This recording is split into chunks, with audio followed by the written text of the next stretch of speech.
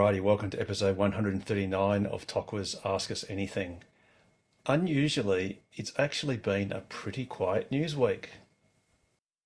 Tesla has changed its Model S and X order pages in various right-hand drive markets, including Australia and New Zealand. Their website now features a Get Updates button rather than the previous Order Now button. Order Now buttons are still present in other right-hand drive markets such as Japan, the UK and Ireland.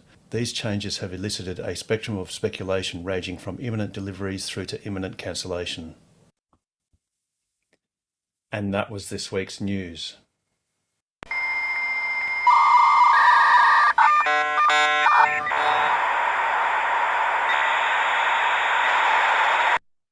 that really was brief, because to be honest, there hasn't been an awful lot of news. But nonetheless, welcome to another episode of Ask Us Anything. If there is anyone that is new and would like to say hello, please do so in the next 10 seconds after you've unmuted yourselves.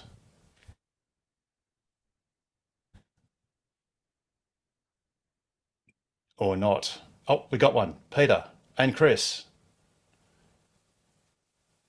There we are. Hi guys. I have been on Peter. before. You have. I recognise your face. Oh, gee, thanks. And I finally got my Model Y performance Friday a week ago, which was fantastic. 10 a.m. picked it up, 98% charge. Took it home, emptied my study of all the accessories that I bought over the 12 months waiting, put it into the car. Next morning, 10 a.m. on the road, down to Denmark for a week, then Albany, and then back up to Mandurah, and then Perth. And it was fantastic. And I do have a couple of questions, but those can wait. Very good. In fact, since you mentioned, and I'll throw to you in a moment, Chris, but since you've mentioned Albany, Peter, this, I hope you can see that, this is a photo taken from today. There's actually amongst about 3 different people that have sent in photos. I think this one was taken by Quentin Hall, and it basically shows the 2 fast DC chargers being installed in Albany today. So they are expected, if I recall correctly from what Sandra Giry was saying last week, they are expected to be commissioned or ready by the end of this month. And I'll do a bit of an update on the progress of the other stations shortly. But Chris, welcome. Yeah, good evening. Can you hear me? Yes. Yeah, cool. Yeah, so my name is Chris. I've had my Model Y rear-wheel drive since about September. Yeah, loving it. It's everything I expected it would be and more. Yeah, I've done about probably 15,000 Ks in it so far, and yeah, just loving it. I see Pete Petrovsky driving around my suburb quite a fair bit with his quite distinctive Model Y plates. So he gives me the wave every time. So I saw him a couple of days ago, and I thought, right, I better join Tokwa soon. So yeah. Very good. Well, thank you for doing so, and thank you even more for joining us on Ask Us Anything. All right, we might try and get another pregnant pause if we can get one. I notice there's an observer in the room. I'm not sure who the observer is, but if you'd like to say hello, you're more than welcome to do so, or anyone else for that matter, in the next 5 seconds. Or not, that's totally cool. You can always do a little bit later on. As you can tell, we're super casual. Okay, has anyone got any questions to kick us off with, or any comments? So Model X owners, recently, of course, was the court case in Canberra with Nick Kyrgios's Model X, and they noted on the app that reduced the speed to 80 kilometers an hour. Was that going into valet mode or something like that? Absolutely. So I did actually look at that. I looked that up because I was quite interested to see if you could actually do anything like that, and you actually can. So when you go into security, you can actually, I'll just spotlight myself temporarily to make it a little bit clearer. So we can do that with the Model. But in your app, you've got not just Sentry mode, but you've got valet mode, and you've also got speed limit mode. So you can actually do that. and I think valet mode goes up. It restricts the speed to 80 k's an hour. I think I haven't actually tried it, to be perfectly honest. I've never tried it either, but it seemed like a logical conclusion. I checked out the speed limit mode after I read that article. The minimum speed you can set it to is 80 kilometers an hour. It's different to the valet mode, but valet mode does the same, limits the speed, does a few other limits as well. Valet mode, what I read today, is 20 kilometres an hour. Well, I think it's 80. No, they have to be able to drive on roads. Okay. Oi. 70 miles an hour, but it reduces the acceleration by 50%. Yes. But Yeah, I that think was he actually also great. gave, sorry, Hal, No, I think go, it Peter. also gave him the address of the car when it was travelling, and that helped them track him down. Yeah, absolutely. That's a great feature. If you've got your app live, that you can actually have, well, live position information. The only thing you can't do at the moment, which would be handy, is if there was a way of sharing that to the police or to some authority as like almost like a share your status or something, which could be handy maybe as a future feature. You could If you've share me as a got- driver. Sorry, And if you you've can got fuck with premium connectivity, can you look at the driver from your app? No, not while No, it's, while the not while you're car's driving. Bugger. That would have been all right. Take a picture of them. If you could talk. You put the It'd be good if you aircon could talk through speakers. totally hot, put the music blaring. Beep the Make the horn. seats hot. Yeah. You could beep the horn. You could do Yeah. that and Beep flash the the horn, lights. flash the lights. Yeah. Yeah. Put the windows down. You can't beep the horn while it's driving. I tried that. Or since when? Because Really? I tried it about 3 weeks ago. because you because used to in the you old can't. days. Fair enough. Fair enough. That was an article I did see on Teslarati, but it really wasn't quite worthy of putting in the news per se. I mean, it's still an interesting story though, and it just shows how good Teslas are. That even though you can pinch them at gunpoint, people can follow you Yeah. and catch up with you. Yeah, I used to have an Evo 9, which had a geolocator in there. And what I was told was that they would not let you know where the car was in case you went to do some vigilante type stuff, but they would tell the police. Whereas we're Right. the opposite. We look at our phone and go, oh, there's the location, traveling at this fast, etc., etc. I'm kind of curious. I heard in the news, I think it was last night, that the guy that stole it had to ask how to drive it. Steal something else, you dumb person. I love it that he I asked wonder for if you were thinking smart enough when you get held up at gunpoint, if you left the car with your phone, he could drive away, but then you wouldn't be able to do anything else once he'd stopped the car. So was Uh, it because the mother was driving the car and she had the key card or something like that, as opposed to the phone? Or a key fob. It would have been a key fob because Model X's don't have key cards. Okay, yeah. I think it actually So happened it at would have their been the house as well. fob. Sorry, say that I again. think it happened at their house, like in their driveway. Yes, yeah, she was held up at gunpoint, I believe, Yeah. and the assailant demanded the keys, whatever you want to call it, the keys or the fob to the car. Yeah. And of course, you notice it was in a wrapped green colour, so it was certainly very visible. I'm The green. Who interesting would have noticed? conversation, Could you imagine having somebody at gunpoint saying, give me your keys? No, I don't have any keys. Give me your keys. Sorry, I don't have any keys. It'd be a very interesting conversation to try and explain to somebody. Spend would 40 want to minutes. Especially if it's a phone key, you'd have to just hand over your phone, which would be a bummer. Well, But anyway. imagine you had the RFID chip implanted under your skin. That'd have to chop your hand off. Or cut the webbing off in between if that's where you put it. It sounds like one of those Clancy movies where you got to cut off the thumb so you can do the biometrics, or cut off the cornea so you can do the biometrics analysis. No thanks. Absolutely. All right, I might just do a brief WAEV network update. So as I alluded to earlier, Albany and Manjimup we've seen the photos of Albany going in today.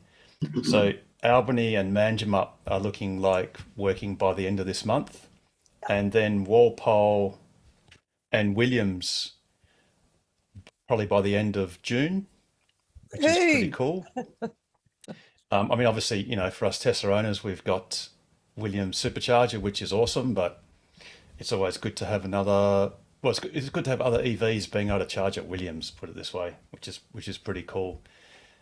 And I think the WAEV network is slightly cheaper than Tesla's 64 cents per kilowatt hour. So you could do a little bit of arbitrage there. So that's really good. Lancelin is also looking later in June, possibly dribbling into July. One location that we really, really, really want running soon is obviously Jurien Bay, because that connects the String of Pearls to Geraldton and Northampton.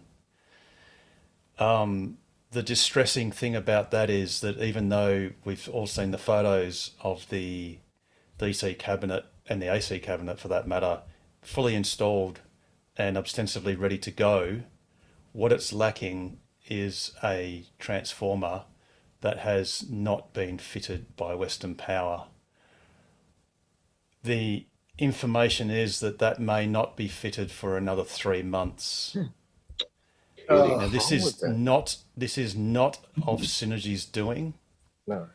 We all know that Synergy has planned this entire WAEV network for years, with lots of meticulous planning, and it's not like Western Power didn't know that all these stations would be installed, this year. So clearly the problem is Synergy's going to cop the heat for something that's none of their doing, and Western Power appears to be dragging their feet. So I guess I would first go, Pete. No, you go. Sorry. So I would appeal to Minister Johnston, who is actually the minister responsible for both Synergy and Western Power, to perhaps ask the nice people at Western Power, please fit these transformers as if you were part of the project, which you probably should have been made part of this project from the very start, so that people like Synergy wouldn't be treated like customers and perhaps put at the back of a queue. So we are now going to have to be inconvenienced for at least another 3 months, purely because Western Power has failed to do their job and install the transformer that's essentially needed in a timely fashion. So I guess that's my appeal to Mr. Johnston. Please tell your other corporate entity to pull their finger out. But yeah, Lancelin is going along okay. And like I said, Williams, Albany, Walpole and Manjimup are proceeding nicely. Are you aware of any Exactly others? what Robin Denholm was talking about when she made that speech. Was it in Canberra at the press club? I think the question was something along the lines of, what does Australia need to do in order to expedite the switch to EVs? And she mentioned emissions targets, and she mentioned, I think it was number 1 or number 2, was the length of time it takes for network operators to get their stuff together. So, I think she said that it takes about 3 times longer than what is normal in the region. I think those were her comments. And pretty sure, Harold, do you remember when Tokwa organised that Ask Ask Us Anything session with Synergy, etc. A live one with a live audience. Do you remember, was Western Power there at the time? Is there a representative from Western Power? No, not formally. No, I don't believe so. Right. I mean, there might have been someone that worked at Western Power at the time, but that gentleman is not intimately involved in that sort of at that level. So I don't think so, Pete. I really don't think so. But yeah, if you remember, that was the one thing that I got up and said, one thing that's really worrying me is Western Power in this project. That's the one thing that's going to cause delays. And here we are, a year later. Well, the problem, I think the biggest, I think the biggest problem, and it was probably foreseeable, was the state government, whichever minister, I think it was Mr. Kelly and Johnston that were sort of heavily involved in this project. They ought to have foreseen the necessity to involve Western Power, because basically Synergy can't do anything without Western Power's involvement. Whereas on the other hand, in the Horizon Power part of the project, which is everywhere outside of the Synergy Swiss, Horizon Power are the generator and they are the transmitter of the power. Yeah, so they can just do things themselves. They do everything. So they don't have problems with getting one of their other sister corporations to cooperate. And obviously, if you look at Western Power's point of view, nothing bad can happen by them going slowly, because they're not part of the project. That they don't have any deliverables as part of this project, So it's a bit disappointing, and the frustration is we all know that Synergy have gone through a lot of planning, a hell of a lot of planning, and some places are being delayed purely because of a third party, purely. Now, There's speaking already some Synergy infrastructure. Sorry, go Pete. So no, I was just going to say there is already some Synergy infrastructure at Jurien Bay. So now it's just going to sit there for, 3 months, possibly getting vandalised or what have you. So Precisely, and that's a risk, because if you see something that's useless that's not operating, then it could be subject to vandalism because it's not turned on. It's not active, and perhaps people will take a shining to it and vandalise it. And wouldn't that be a terrible thing to happen? Purely because a one cubic meter box of transformer hasn't been fitted by a corporation whose sole job is to provide wires and transformers at cost. Not at cost, at a profitable, price. That's the other thing, is network augmentation is a huge cost to Synergy, I know for a fact.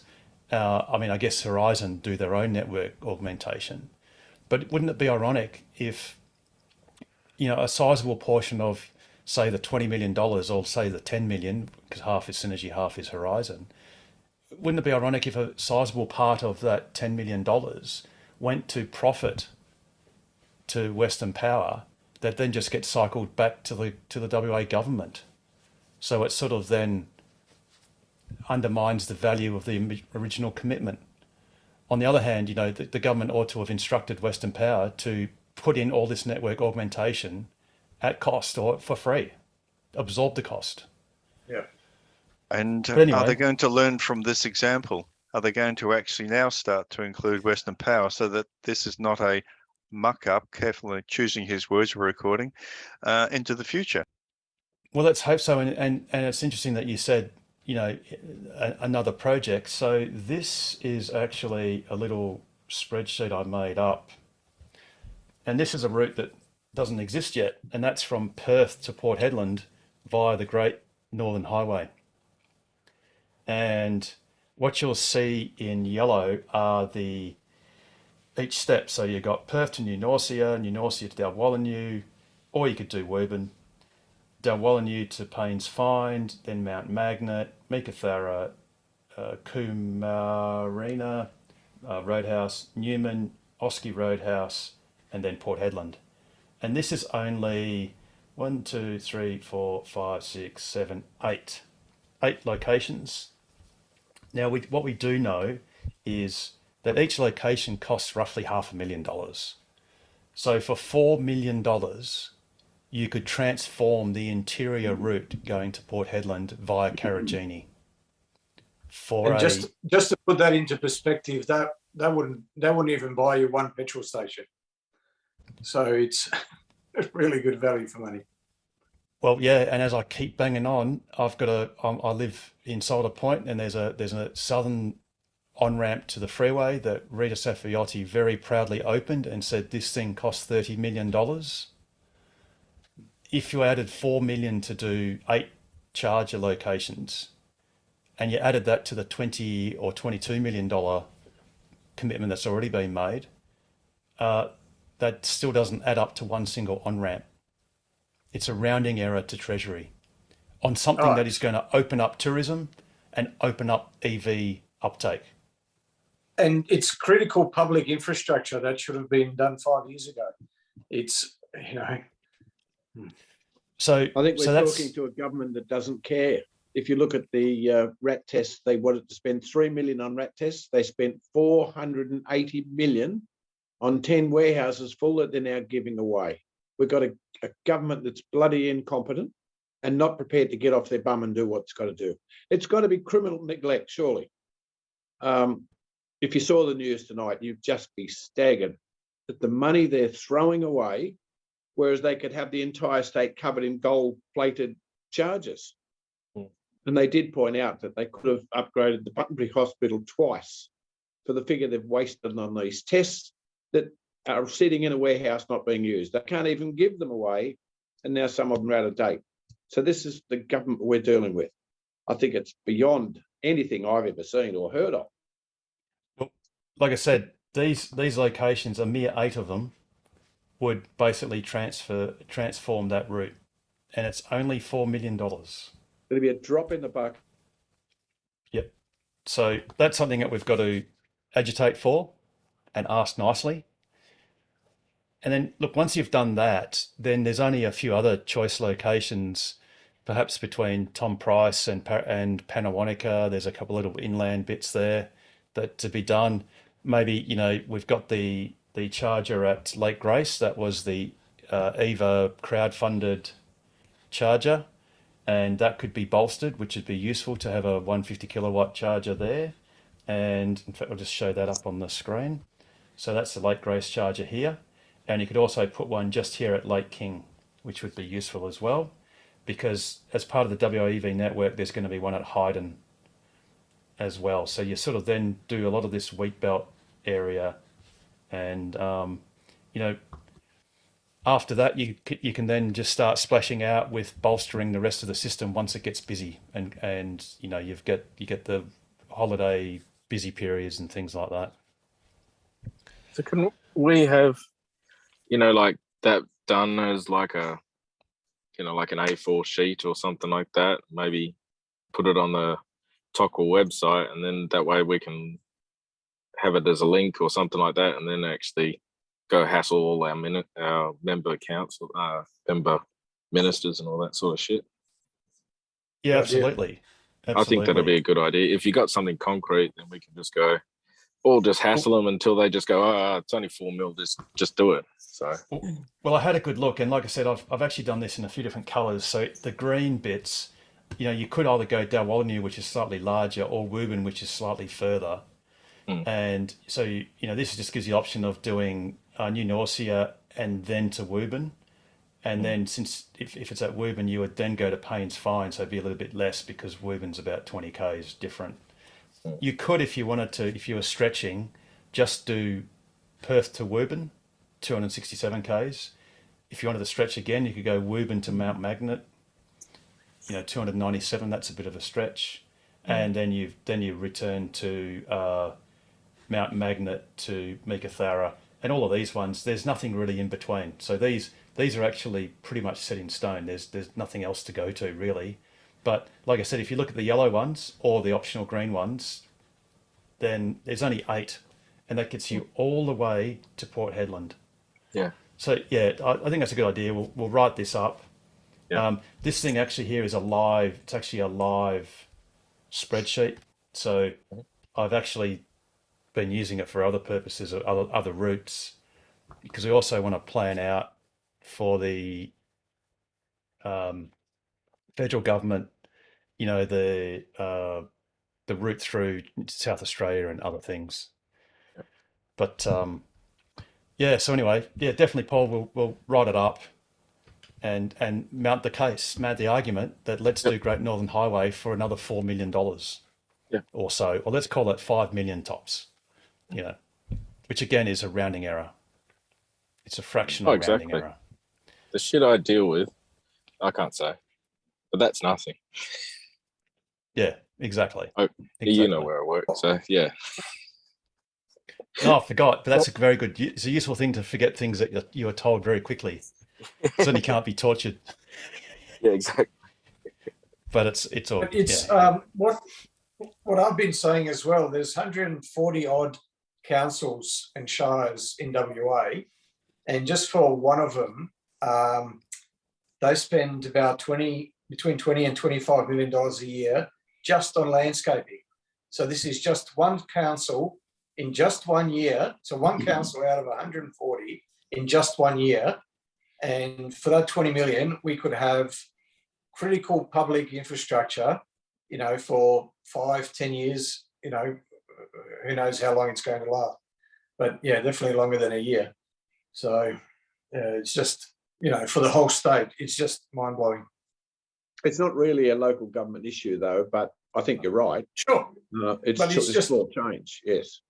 Yeah, it's just to put the amounts into perspective, So if one council can spend $20 million a year on landscaping, then surely the state can spend 40 million, putting in EV charges across the whole state for 5 years. Benefits, tourism and everything else would be enormous. Because it is the way of the future. Well, here's a comparison. Sorry, Pete. Here's a quick comparison. Yeah.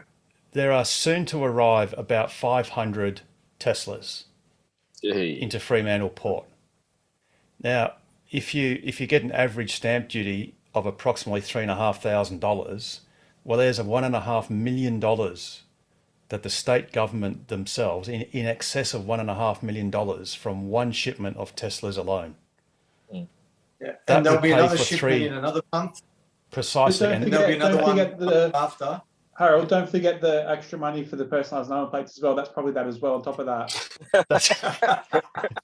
That's right. It's not cheap. Yes. You're right.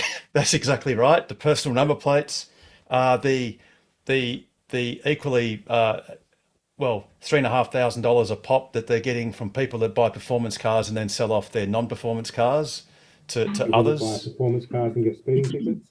And get speeding. That's right. Get speeding tickets. But $1.5 million is 3 of the 8 charges. There'll be another 500 shipment coming, a few weeks later, and another one a few weeks after that, and etc. By the end of say August, all of this $4 million would have been earned, if you want to call it that, in stamp duty, and that's new funding that didn't exist before. Harold, can I jump in for a sec? Just yes, on infrastructure. I don't know if you guys all remember when I was in Thailand about 15 months ago, but when I used to look on PlugShare, there was no charges there, like probably 10 or 20 through the whole country, if that. Now, I went on PlugShare today. This is like, 14 months later, and my God, they're everywhere. Hundreds, if not thousands of DC charges everywhere. There they are, Damo. There's 12 months. There's Thailand, and it's just flooded with charges all over the place.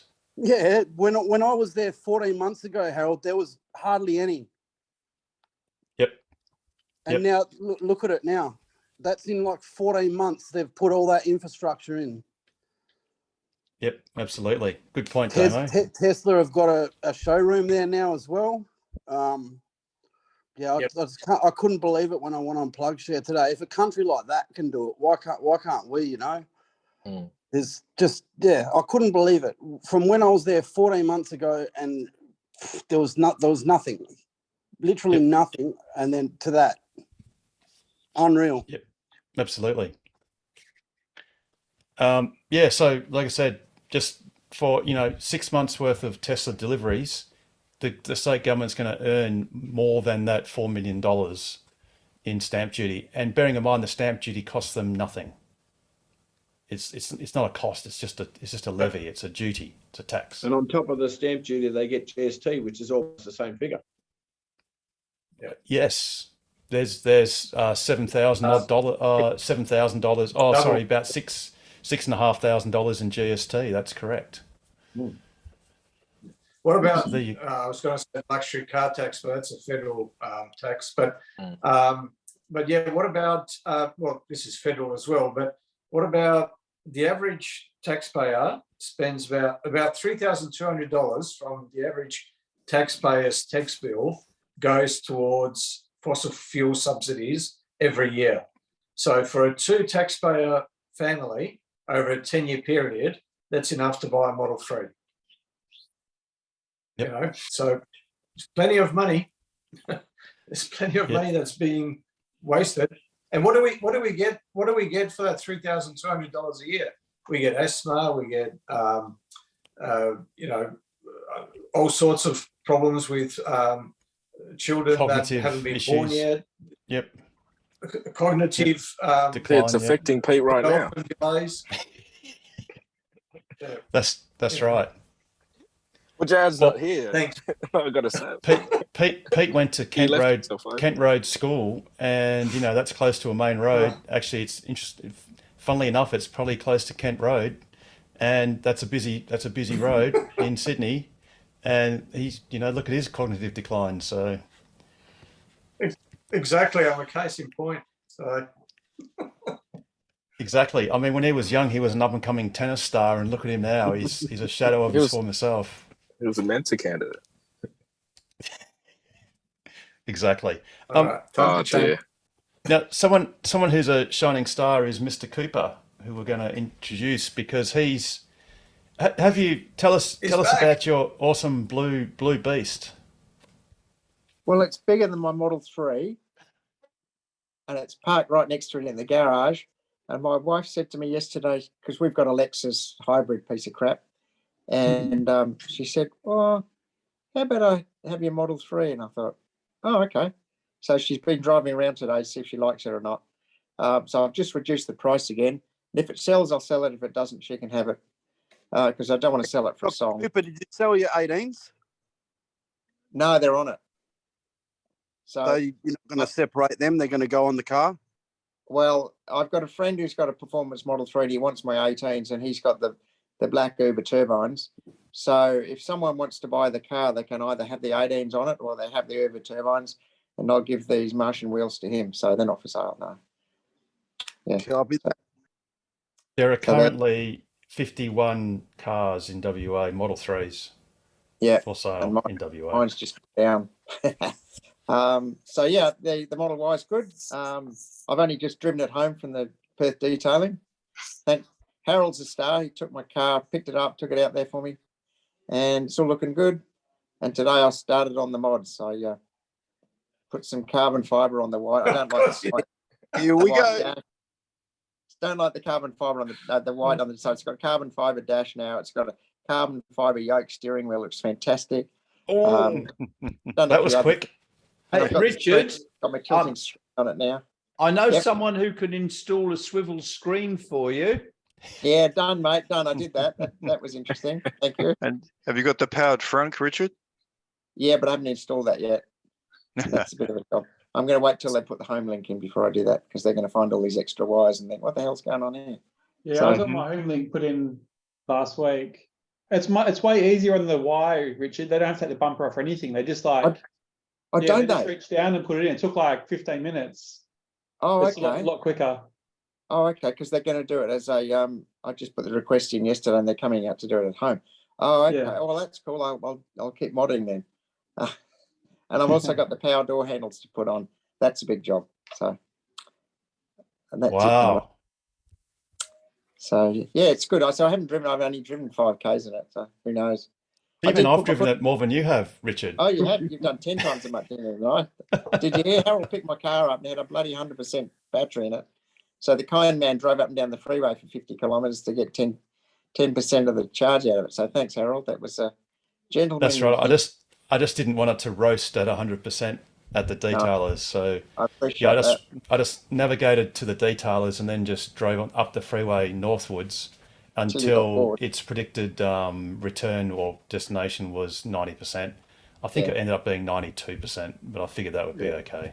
It was 88 when I picked it up. So Richard, the Ah, very tyre good. survived the first 5 kilometres?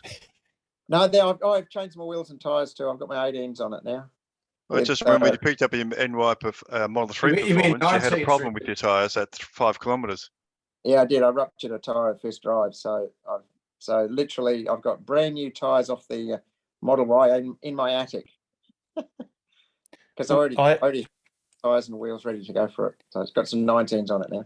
I actually took a multitude of photos at the delivery centre. What a pretty just car. to make, yes, just to make sure that I could document exactly what sort of condition it was in before I drove it. Oh, And it see was those the- wheels? I'll go out and show you the new wheels. They're really nice. That's the Uber turbines. Yeah. Oh, I weighed them, and my new wheels are 8.2 kilos lighter. Yes. What? That's a lot. That's a lot. Each.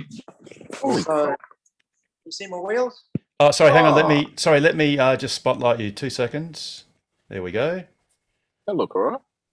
Yeah, they're nice. So that's my Model Y wheels, and that's my Model 3 wheels. So they're similar. Very similar. And Look they're at that aftermarket 19. wheels, Richard. Are those Yeah, they're- 19 inch? Say again? What was that? Are those Are they- 19s? Otherwise? They're 19s, yeah. Very good. So I bought them a few months ago. Yeah. So yeah, they're good. So we'll So see.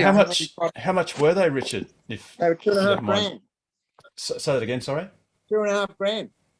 2.5 for the wheels. What about the tires? And that's plus tires or all No, the up? tyres were 600 each. They're Pilot Sport EVs. Is that 2.5? Is that landed here, Dr. Cooper, with Yep. postage? Yep, something like that. No, it was maybe at three grand with postage. I'm not exactly sure. It was a few months ago I bought them. They're very reasonable. I saw them on Tesries or something. It's a Chinese mod, but anyway, they're rated and they're good and they're light. So 8.2 kilos less. So these are 26 and the originals were 24.2 and the originals are, especially the back ones, they were 36 points. So they're just ridiculous. So that's 8 kilos per corner. On the back and about 6 on the front because I've got square set up there. I've got 255s all around, not the 275. Have you noticed the difference in I performance? don't know. I haven't driven it yet. I haven't driven it with his wheels on. He's still modding it. Are you Yeah, still I'm putting modding it. aero covers on them for long trips? Say Should we again? see if we can put the Should we see if we can put the aero covers on your wheels? No, I won't see if I can put the aero covers on it. No, they won't take aero covers. That's Just funny. want to save you some kilojoules there on your long trips. Oh, I think I will anyway because they're only the 19s and they're 255s, not 275s at the back.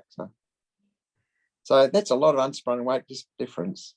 Except now you're going to be adding sprung weight in the form of actuators, door actuators, swivel mounts, and other Yeah, things. it won't be 20 plus kilos, I can tell you.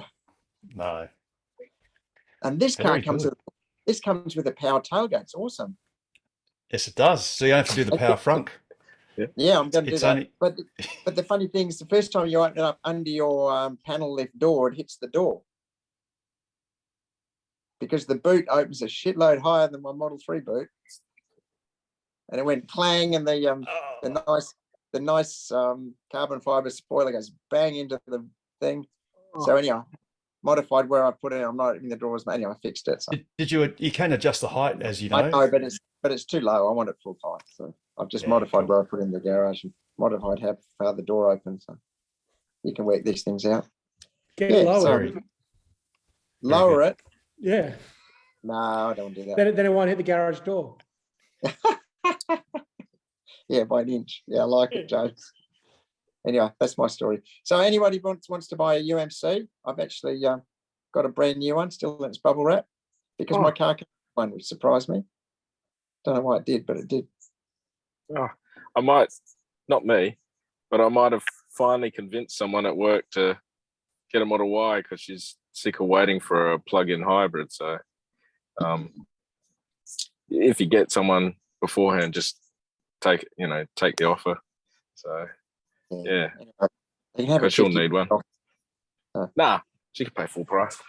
Actually, we've got a story. So James, I think it was James. Sorry, 2 seconds. We have, just to follow on with the wheel theme, as opposed to the real theme, is at our previous show, I showed this tweet that we did. This is Rob Dean and I did a test, and it was entitled "A Tale of Two Wheels," and it basically showed two identical Model Y performance cars simultaneously driven between Byford and Williams to Byford, and we compared the factory 21-inch Uber turbines with 19-inch Gemini wheels. Well, it's actually Gemini wheel covers fitted to Apollo rims, because that's what the tester actually call the rims. So my performance got 178 watt hours per kilometre, and Rob Dean's performance with Gemini's got 158 watt hours per kilometre, and that's a 12% difference in efficiency. Now, what we did was we actually followed that up I think it was last Friday, and we did a tale of two motors. So we got Rob's performance Model Y with Gemini wheels, and one of my old standard range Model Ys with the Gemini wheels and the ordinary calipers, of course. And we did the same test, and the performance Y with the Gemini's got 157 watt hours per kilometre, and the standard Y got 158, which is effectively the same. What was awesome is when you compare the two tests, Rob's 19-inch Gemini's got 158 the first test, second test 157. So basically those two tests, Rob's car provided its own control. So we drove it so well and so consistently that over the 2 different days, his car got exactly the same, effectively, consumption, efficiency, economy. But the next test, Harold, is to do exactly the same test and take the wheel covers off and see how much difference having your mags compared to your wheel covers on. Yeah, that's what I should get, really, is like an uncovered 19-inch wheel. Also, Harold, you need to do a Model Y long range now. Well, yes. See, now the only difference is between the performance and the long range, if you match the wheels and tyres the same, is an average of about 14 millimetres. The performance is about 14 millimetres on average lower. Frustratingly, when you actually measure it, I think the performance is actually slightly tilted. It's not evenly lower. And that might have something to do with the new the new shock absorbers dampers they've got to increase the comfort. So it'd be a combination of it being lower and there being a very slight weight difference. But frustratingly, when you go to the government, the Rover website, which has all of the road vehicle descriptors, frustratingly, some of the data that Tesla has submitted is incorrect. So, for instance, it says that the ground clearance of all 3 versions of the Model Y is identical, and we know that just isn't true. Yep. So you've then got for example, there's a weight difference between the Performance Y and the Standard Range Y, but it's only 88 kilos because the Standard Range Y has got LFPs, which are heavier, and the Performance has NCAs, which are lighter. But also the wheels will come into that too, wouldn't they? Or you're talking about... and the wheels, yes, the Performance wheels are heavier than the Gemini wheels. There's actually a great website where you can look into that, and I did do that actually, and there is a difference in weight as well, as Richard also sort of discovered himself. So are you Are you going to run the Uber turbines with the cardboard cutouts and cable ties to see if I did look at I did I did look at that, Russell, and frustrating. There's no actual lip on the Uber turbines, so Yeah, no, I looked at it as well. I was going to give it a go myself. You have to Yeah. drill holes to get the cable ties to go through the holes. There we go. Okay, we'll drill some holes, which will lighten the wheel as well. But I don't really have a I was gonna 3D print some clips that click into the actual like face of it, and then cable tie those clips to the cardboard. right. So just sort of in here, if we'll take this bit out and then no.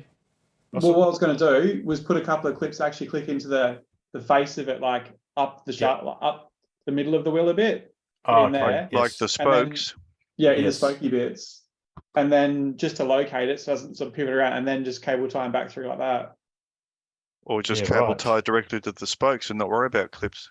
I was worried it's going to just come off too easy because it's cardboard. Anyway, Or do it with a thin plastic. It doesn't have to be cardboard. yeah, You just cut out a big circle of perspex and clip that on. I was doing it on a budget. I haven't got your coin, Richard, so that sort of stuff. Actually, Richard, you could just get a UV light source from your old workplace, your old business, and just build up with dental stuff and just keep going. Yeah, Just that build would it up. cost you. That would cost you thousands and thousands and thousands of dollars. You don't know how much you pay for that crap. It's probably a bit like inkjet ink. Oh yeah. So I've got the weight of my back wheels was 32.8 kilos, right? My originals, and the ones I've got on now are 24.6. It's a big difference. Yes. 32.8, yeah, and 24.6. It's So huge. on the topic of mods, Richard, one thing that I'm looking to install on mine is, I'm not sure, you wouldn't have noticed yet, but the USB drives in the actual like front bit there, like the center console bit, where it's called, don't give you data anymore, but you can buy an aftermarket data console that runs back to the brains, essentially, the MCU. Have you put that one in yet? Because I'm about to do that one soon. No, I don't do anything like that. I'm not smart enough to use stuff that goes into USB slots. All right. It's Oh, yeah. it's this thing here, isn't it? This is one of Yeah, the that's the 15 one. parts. Yeah, one of them. And And that- there's a kit there, I think, I just ordered one. and it today. shows you how to put it in, and And you then get a you little slot basically in console. Yeah. Yep.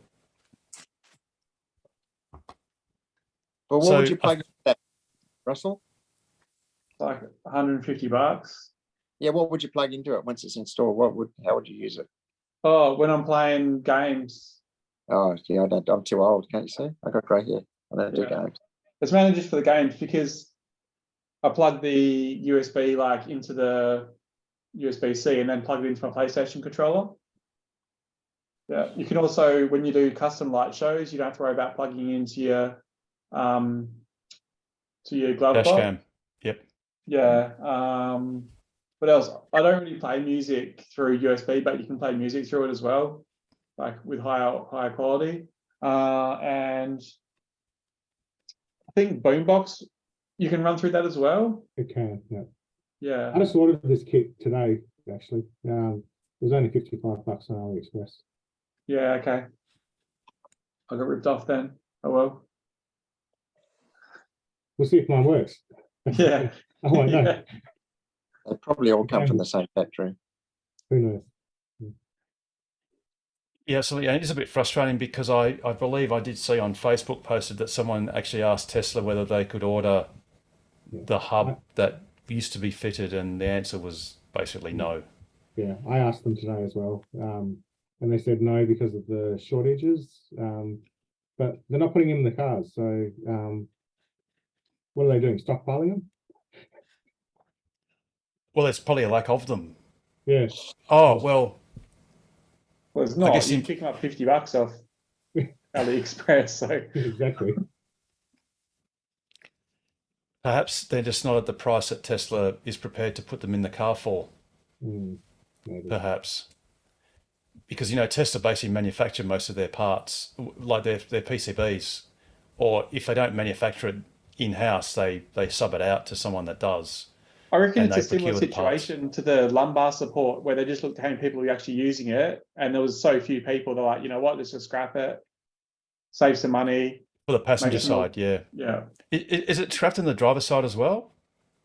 Sorry, can you repeat that? Is the lumbar support scrapped on the driver's side as well? No, just passenger. No, just To be honest, I didn't even adjust my lumbar. So, and I'm the driver. Have you got a lumbar or not? I don't know because I've never adjusted it. I didn't even look for it. Well, you would do. Yeah. Who's near a Performance Y? I That can- used mine today. It's got Oh, one. very good. Okay, cool. The- Although the- I did go. The biggest Russell. difference I found with the seat is when I sit in my 3, my bum is lower than my knees and I get support much better in my bum. But when I sit in my Y, my bum is higher than my knees and the underside of my hamstrings has more pressure on it. And I find it's far less comfortable in that sitting position for me in the Y than in the 3. I can't adjust the seat enough because I guess it's just a different position altogether because it's much higher. So yeah, I'm glad that's the wife's car, not mine. I'm still happy with the 3 than the Y. Right. So you're glad that she's driving it as opposed to you. Yeah. Except if you were driving it, you'd never be the back passenger. And if she's driving it, there's He's a talking the front. better chance that you would be the rear passenger. So you're better off you driving it, Russell, and she drives your 3. No, so Come with the if I driver's go seat. somewhere- Oh, you mean the driver? Oh, you mean the driver's seat? You can't get that comfortable. Yeah, I'm talking about driving. Oh, I'm not sorry. gonna- Yeah, I just drive everywhere. She's always passenger if I'm in the car, well, 90% of the time. But if I had a choice, if I had to walk into the garage and I've got to pick a car to drive, I'm going to drive a 3 every time. Wow. Because have you tried dropping the front of your seat a bit, the front cushion? Just drop the front of it. It takes a bit of pressure on your legs. Yeah, I have. It's all the way as far as it goes. Okay. So what about you drop the front and then you raise the rear? So you Yeah, tilt it's like it. that's what I've done. I've pretty Oh, much got okay. that to the max. Yeah. I don't know. I mean, it's not a bad car. I just prefer the 3. Like I've driven them both now, and they both go past each other, and I just find the 3 is much like I don't know, more comfortable when I'm driving it. Hey, Russell, if you Yeah. ask Richard, I'm sure he's got a mod for that. Yeah, probably. Yeah, grow some legs. That's what you need to do. All it is the sitting No, he's got position too many is legs. higher. It's all it is. You're sitting like another 100 mil higher or Yes. something. It's just changing the geometry of your body. That's what. Yeah. Fair enough. And also Fair too, just in terms of like energy usage, the 3 is far more efficient for driving around anyway than what the Model Y is. So if I'm having to charge it up, then I'm paying less for charging. Yes, but that's same because trip. you've got the performance wheels and tires, Russell. So if Yeah. you had the Gemini wheels, you'd be 12% less energy used. Yeah. Yeah. But I mean, hey, the wheels look awesome, but that's the penalty you pay. Yeah. But that's interesting that someone who got a Y actually prefers the 3. Well, Mr. Cooper, you famously used to say that you preferred the 3 over the Y and would be devastated if the 3 was ditched, which is what I sort of recommended Tesla do. Delete the 3 and just go mass production on the Y. What's your opinion of the Y, seating wise and all that stuff? Well, the reason I bought the Y is because I took a really tall mate to organise a test drive out at Tesla. And I thought, shit, this is just like the 3. I could almost live with this. Although I'm not tall enough to wash the roof, but that's a bit sad. That's another story. So that's why I got it, because my wife was always complaining it's too hard to get in and out of the back and da-da-da.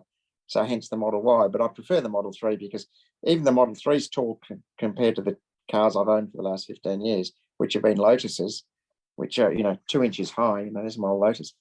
Anyway, so yeah, they're all bloody huge as far as I'm concerned. So the Model 3 is just like a bus. I mean, the Model Y is like a bus. So I prefer the 3, but if we keep both, I'll probably still drive the Y because my wife thinks the 3 is too big already. So, who knows? Time will As far tell. as swapping between the two, I Yep. much prefer the 3 to drive. I drive the 3 in preference every day, but the Y fits all my gear in the back. But there's no place I can get the seat set. I have 2 choices. I can either sit comfortably and have the driver get the seatbelt cutting my neck, or I can sit in a position where the seatbelt's not cutting me, but I'm not comfortable anymore.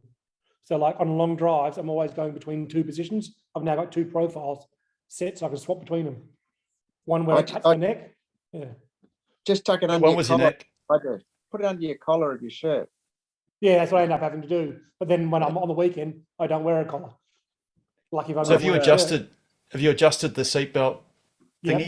Yep. It's up as high as down as low as it can, forward, backwards. But just bigger shoulders, bigger neck, and it's annoying. So I've sucked down to one of those cuddly things. Nothing wrong with that. Yeah, Yeah, it's Leonie's pink. short, and It's she's pink. got one of those as well. She was having issues with the Y. You married a cuddly thing, Paul. Let's face it. They're still both the best car I've ever driven, though. Oh yeah. Yeah, even though I prefer the Model 3 to drive, if I can only pick one, I'd still prefer the Y just because it's more versatile. Yeah. So putting like 2 strollers in the back or a bike or whatever, it's so much easier. Like my scooter or whatever, I go straight in the back. None of that can really fit in the Model 3 very, very easy because you've got to lift it over the lip and in. It's just really difficult. It's heavy, but with the Y, you just load it straight in and it's much more versatile. So I would still, if I don't know, had to sell one for whatever reason, I'd definitely be getting rid of the 3, I would think. Because it's not like I don't like sitting in the Y, it's just not as good as the 3. That's all it is. Yeah.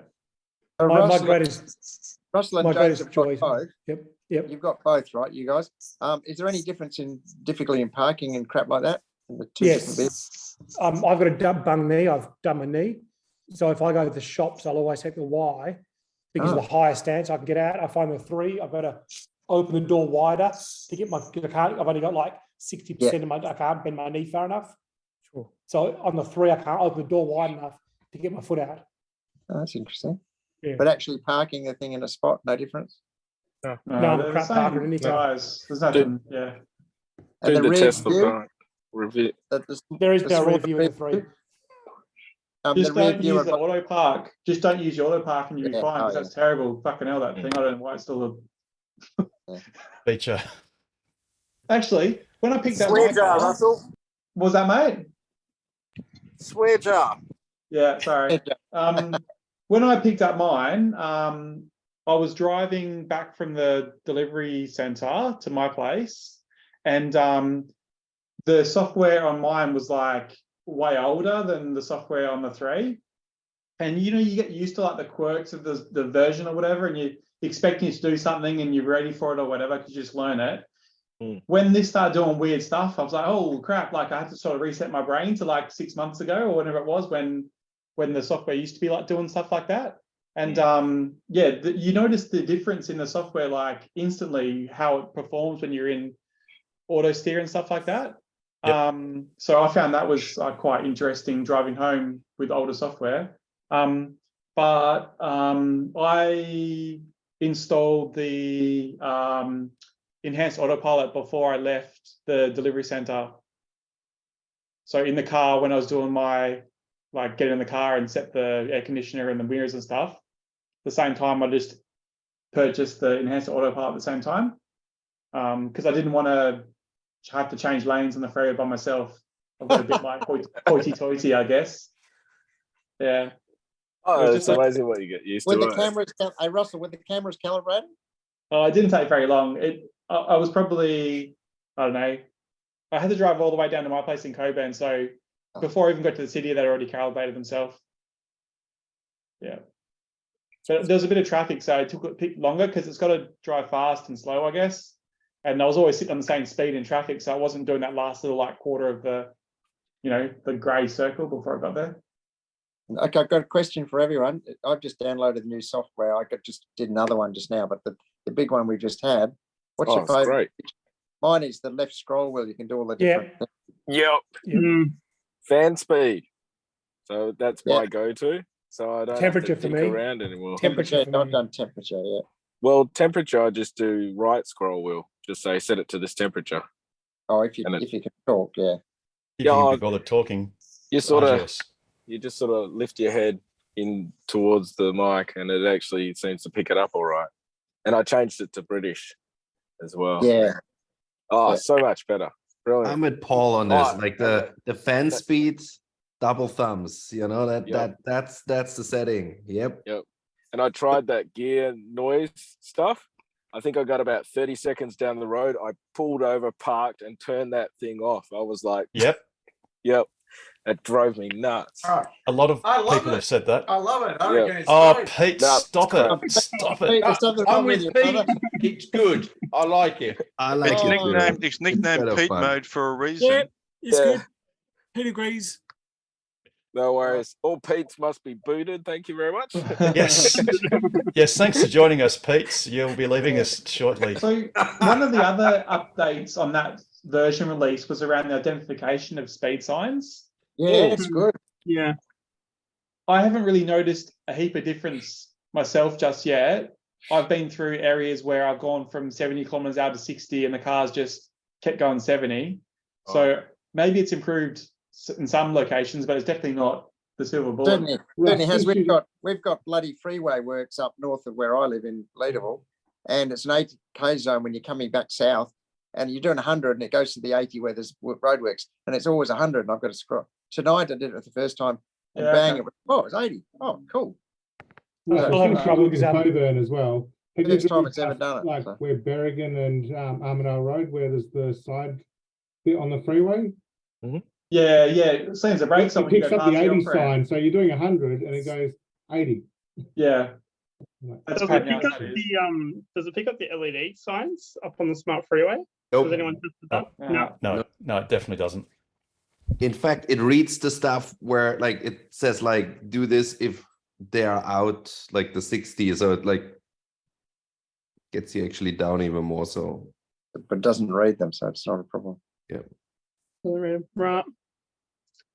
The freeway signs, that was something that used to work. Sorry, the speed signs used to work, and then it seemed, I don't know, last year it stopped working, and then now it's sort of come back.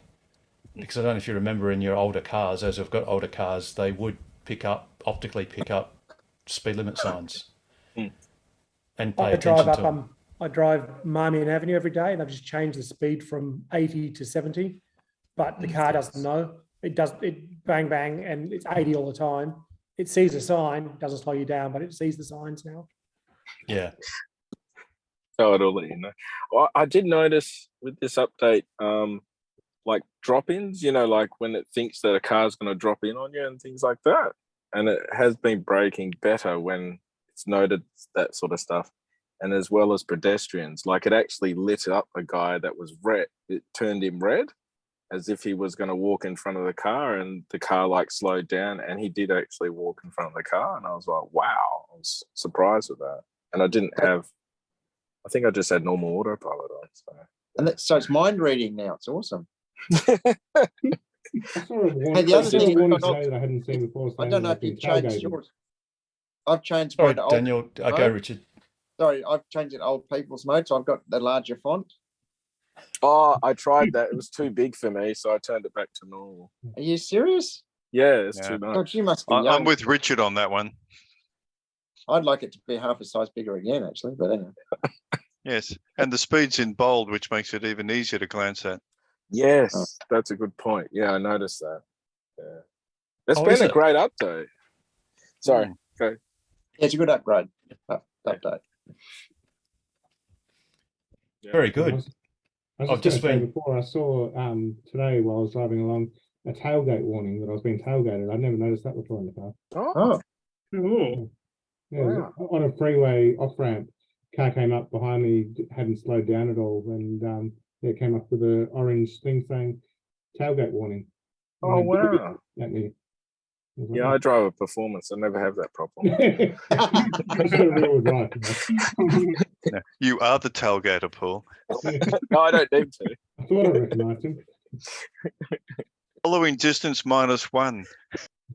Oh, the following distance is too much. It's 2. You know, it's too far. I've always got my foot on the accelerator side just to keep it just, you know, Audi distance. You're a like very launch bad- mode. You're a very bad person, Paul. Hate tailgaters. I don't tailgate. I just less of that two distance sort of stuff because it seems to be slightly too much. Like But I have people, 7 all the time. yeah. Normally I'm fine. Actually, this morning I was just chilling on autopilot and, you know, just listening to music and I didn't bother with anything. And then I actually noticed one of those bloody Cop Nova things on the side of the road and I was like, oh, you can't get me, you bastard. So I was in autopilot. It was great. Love it. Except when it doesn't change the speed, even though it sees the new sign or knows it's a slower speed. In Perth, it doesn't do it. If you go bush, it works every time perfectly. Yeah, I noticed that. Yeah. Weird. I just thought I'd get in the car and do the lumbar support for you, Harold. Oh, very good. Yeah, I can feel it lumbaring. So Oh, it is. confirmed. It's awesome, fantastic. And then, of course, on the passenger side, you can feel they've put like a circular insert where the lumbar used to be. Yeah, used to be, yeah. So Hands up, Russell, are you, who are you loves using the the Zoom upgrade? app on the? Are you using the Zoom app in your car Yeah, through the car's camera? yeah. I've not seen So that it gets before. more light. Is that better? You It look hasn't. like a goat. You look If like you a turn your goat, mate. headlights on, Russell, it might work. Like if you put your headlights on, it might be enough light for the camera to change to color it's mode. not. I'll have to turn the garage lights on. Yeah. Oh, I have a feeling my camera is not calibrated correctly. Because mine does not face that direction like yours is right now. is it angled at your bowls or something? It's angled towards the center of the car. You have to lean on the center console to be in the Yeah, center. I of the was leaning. This is like regular seating here. Yeah. And this is like leaning. Yeah, Oh, right. Yeah. Okay. Yeah, because it's using the one in the middle. Yeah. Speaking You know about what I really like is like the steering wheel heater that's not as hot, like the one, like that is just so nice when the cool morning is that it just doesn't get too hot, but just slightly. Like I think this is a great upgrade. Yeah, absolutely. So Absolutely. guys, And So talking simple. about tailgating, it'd be lovely if the cars had a platoon mode or follow mode. I've just stuck a video in the in there. It's just my wife and I we leave at the same time every morning and we do about 5Ks together. And the whole time you're trying to mimic each other, so you're driving in unison. It's pretty funny, but it'd be nice if there's a button in your car to say follow that one, so it changes every time. That's one of the most romantic things I've heard. You know. I was going to say, Leonie and I once left at the same time, and I couldn't catch her. She's driving the standard range. I'm just trying to bring that video up. 2 seconds. There you go, Russell. We can see you got colour in your face. Turn the garage lights on. Also, when we're talking about Tesla cameras, do you guys know that they have filmed a porn series using the Tesla cams? Oh, good on them. Sentry mode. Did you know that? I'm sure that would happen. No, we didn't, Russell. We Yeah. do appreciate Russell's trying to you earn some of that money to pay his car. No, because I was going to do one. But then it was copyrighted, so I couldn't. I was worried about royalties and stuff. Yeah. Dearie me. All right, let's Just just. do it for This is fun, don't do this it is for the money. video. What's this? Oh, this is James. This is me and the missus leaving for work in the morning. She took off a bit fast there, but she'll wait for me here. Oh, waiting. Oh, Yeah, look yeah. at that. Oh, I told wow. you. Pure true love. That's Yeah. gorgeous. You've also got an awesome looking leaf there, Yeah. James. Does anyone want to buy it? No, No. that's why it's in his driveway. No, the kids love it. They take it every day to go to work or school because they don't have to pay for petrol. Yeah, And they just exactly. use their ice cars for weekends. Yeah, I saw petrol's over $2 again. Oh, is it? Yeah, this morning I was driving. Oh, I have to give people shit in the morning, so when I get to work.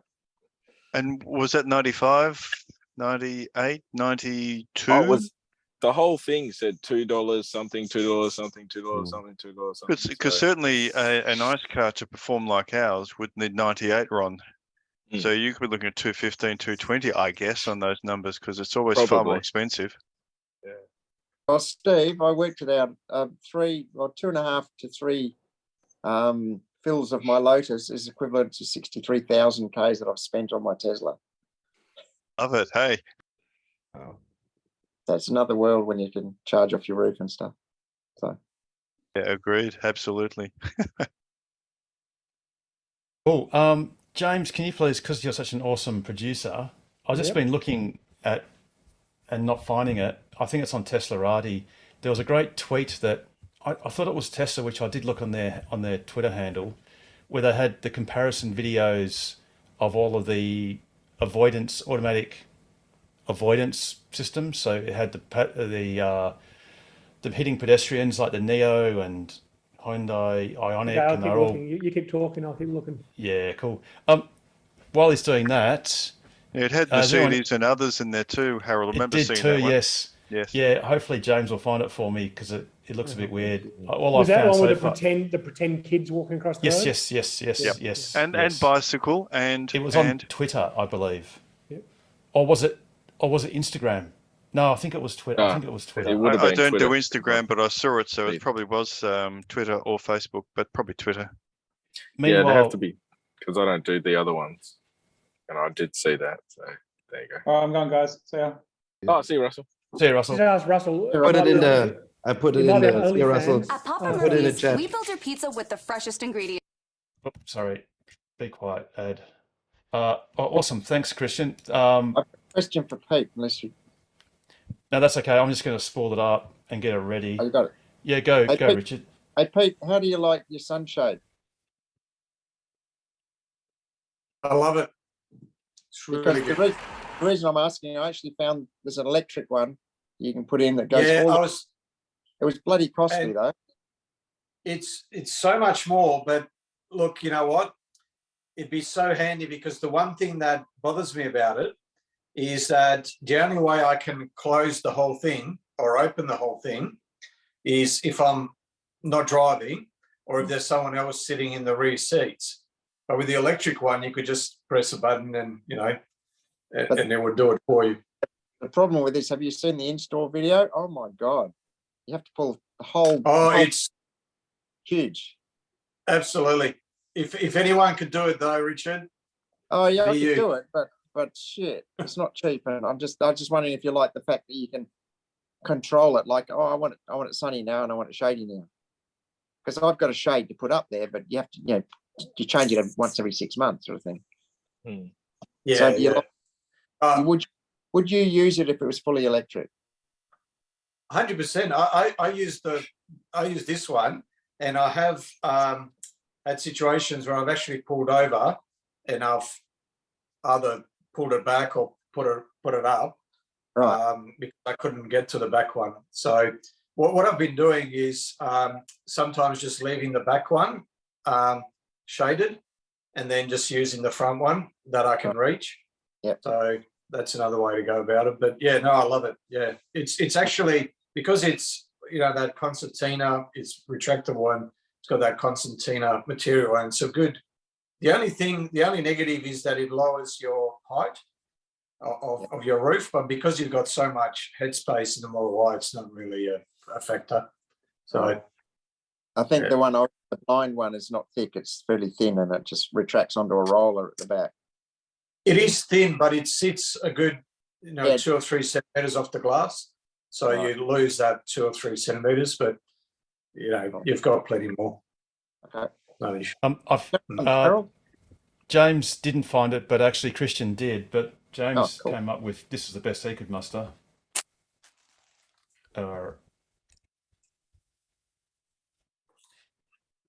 Oh, geez. Oh, no. Oh, Right that's in not the good, man. goalies. Yeah, that's not Aye. good. Shit. So anyway, thanks James for that little bit of content. Yeah, don't need Now that. this is the less disturbing footage.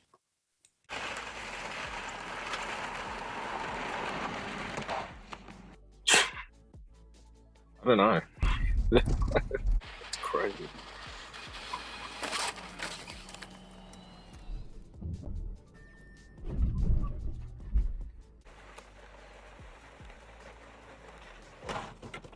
Got him.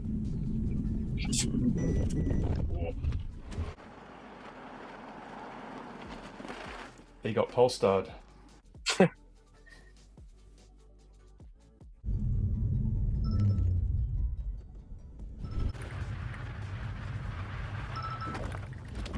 Oof. It didn't even stop. They shouldn't stop the video. They should keep it running so you can see what actually. Yeah, exactly. Oh.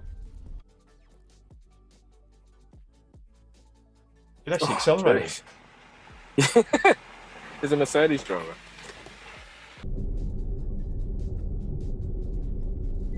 Feel the buzz. Uh-oh. Oh.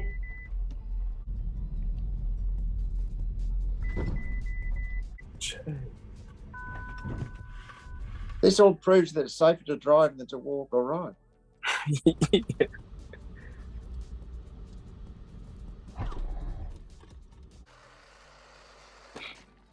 Oh.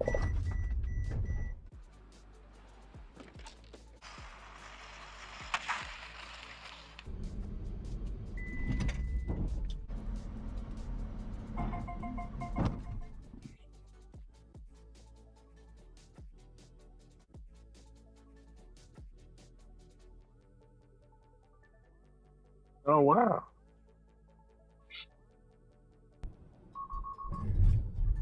Hey.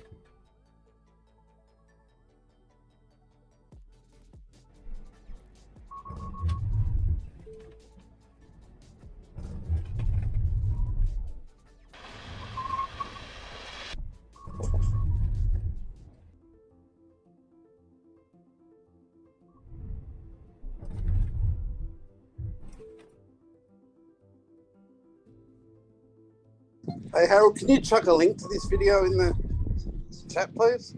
Yeah, sure.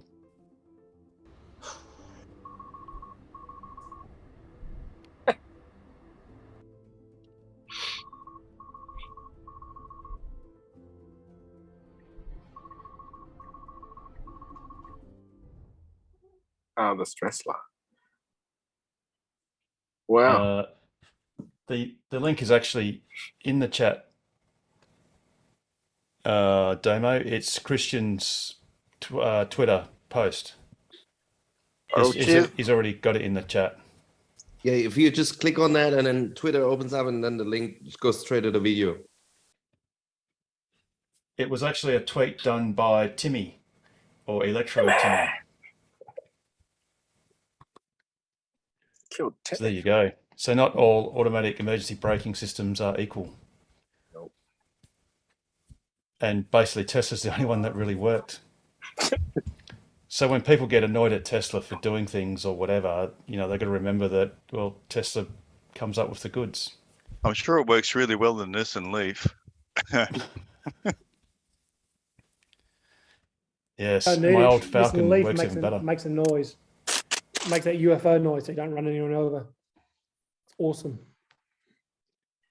Exactly. Alrighty. So has anyone else got any questions or comments at this I stage? noticed that cattle talking so- about going to So production. 2 seconds, Steve. Peter had his hand up patiently. Peter Gee. Go, Peter. Yeah, it's actually G is actually just the G, but I just use that. Doesn't matter. Oh, sorry, G. Sorry, Peter G. Yeah. Yep. Yeah, Okay. that's all right. That's all right. I do have a rookie question. Now, obviously, as I said, I got my car last week and went to fill up at Williams, and I couldn't get the bloody handle out. Now, my wife ended up pulling it out. You lift. Is it You a lift trick? and you lift and separate. So that's We're an old. talking about the an handle old- now, right? Yes.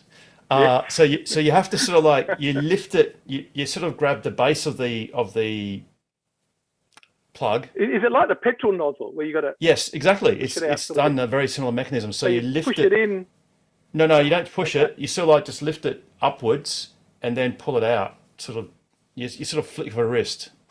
So Okay. If the nozzle's sort of up there, you lift and then pull it out. It's sort of like in that motion. Right.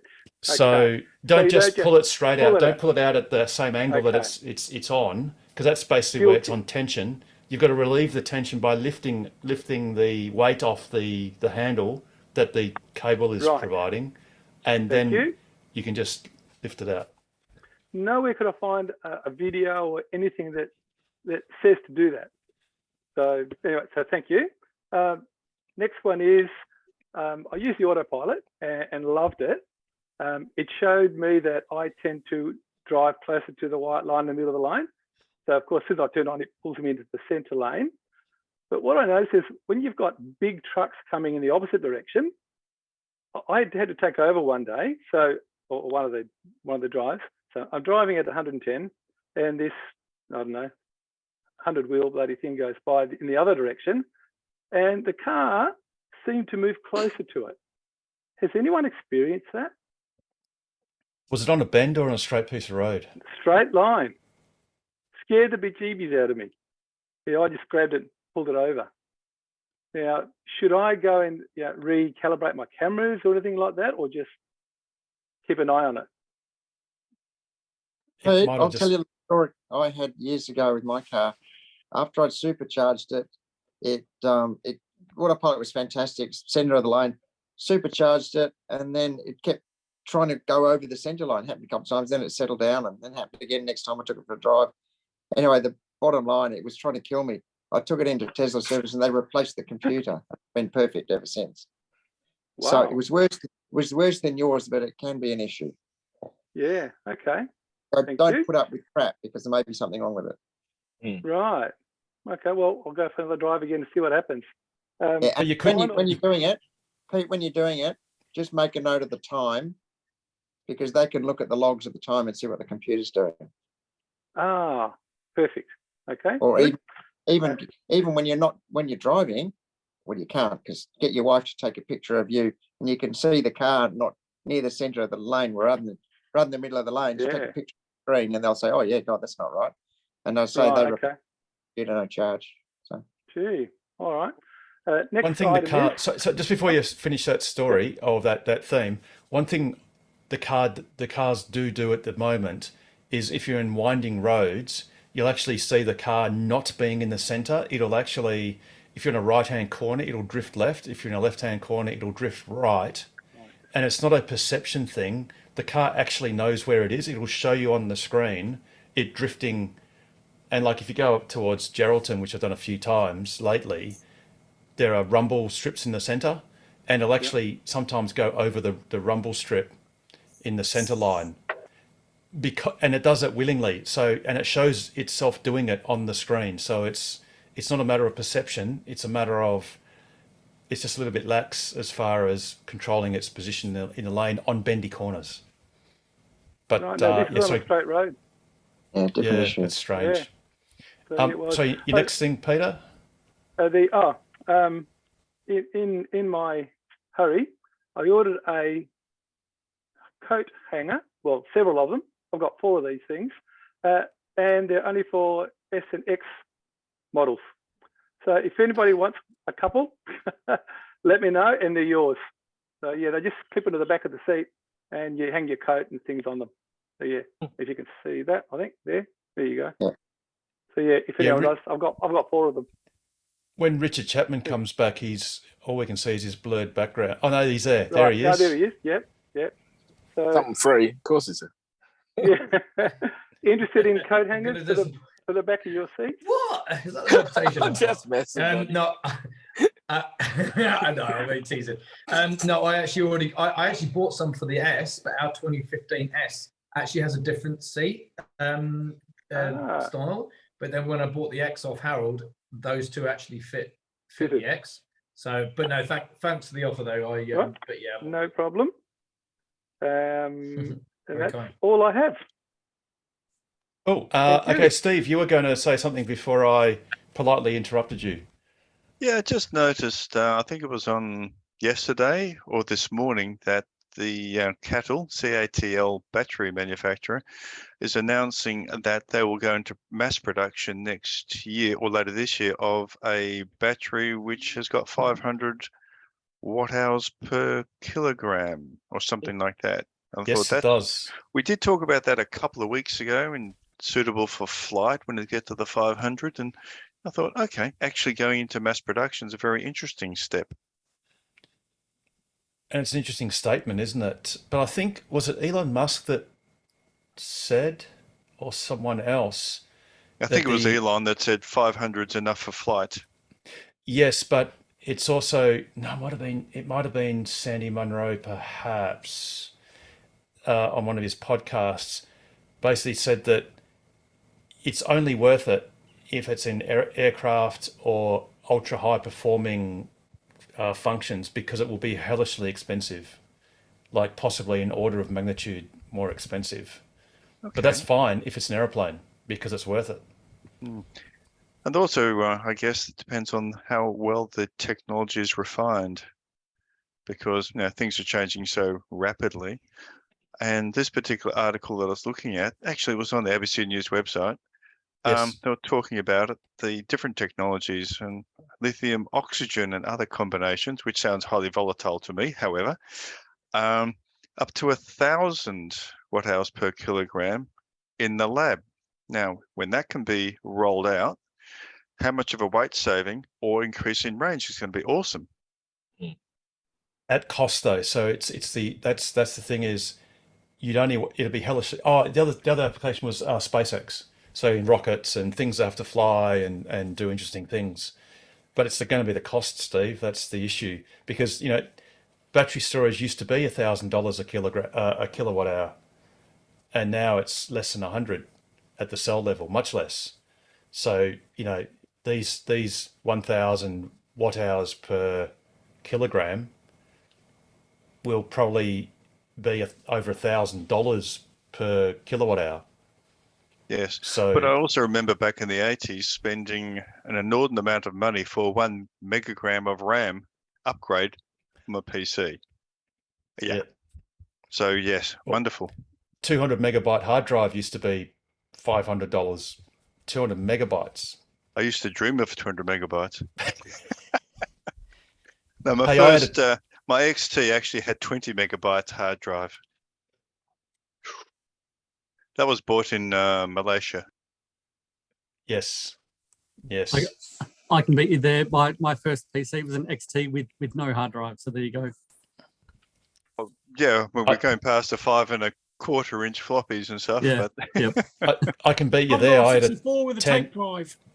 No, I can go. Oh, you're a capo son, because I had a Tandy TRS-80 with 4 kilobytes of RAM and a tape I drive. can beat that because my first computer I upgraded to 2K RAM.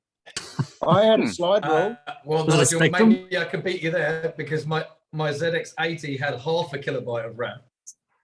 Yes, the Spectrum. push and poke, Richard. Push and poke. Did a lot of that. Poked it around a lot. That's it, exactly. I did a lot of that back then. And sometimes a peak as well. Poke Yes, and peak. Yep, got to worry about that. You assemblers, you. I love that there's a Dilbert cartoon that has real programmers program in binary, and it's just got 2 buttons on the keyboard, a 0 and a 1. Anyway, we're just nerding out right now. Apologies for that. This was a video I saw that was interesting, and it just goes to show how useful Sentry Mode can be.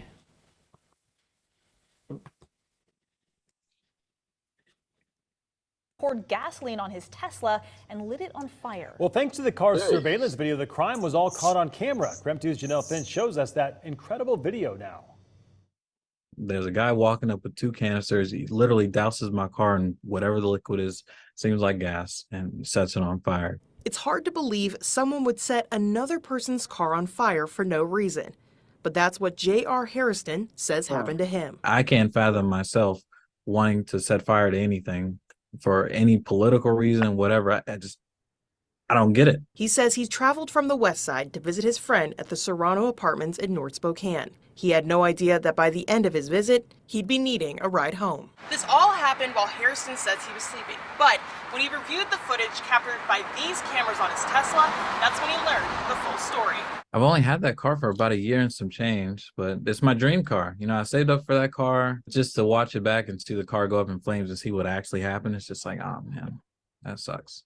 Harrison says while he can't get his car back, he hopes the suspect will be found and brought to justice. If there's a good picture of There you go.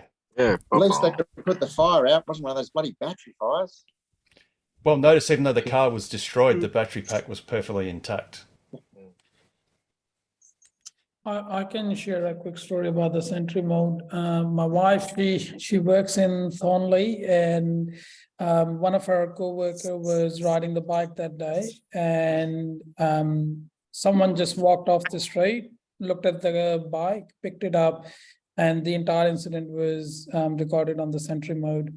So she was able to, at the end of her shift, she was able to, she rang me and I told her that just get the USB out of the glove box and connect it with their work computer and you'll be able to transfer the video. And they gave it to the police. The guy they never found his bike, but it was recorded, which has been quite handy.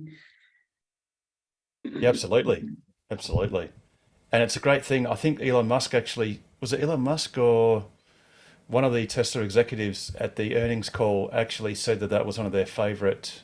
No, it was Investor Day, sorry. At Investor Day, that Sentry Mode was one of their favorite software add-ons that sort of came for free because they had the cameras and they used them. And that was one of the great software updates we all got to get Sentry Mode. Here's a question for everyone. When I got my Model 3, you had your Sentry Mode, but I put an SSD drive in it, because it's better and it's going to last longer.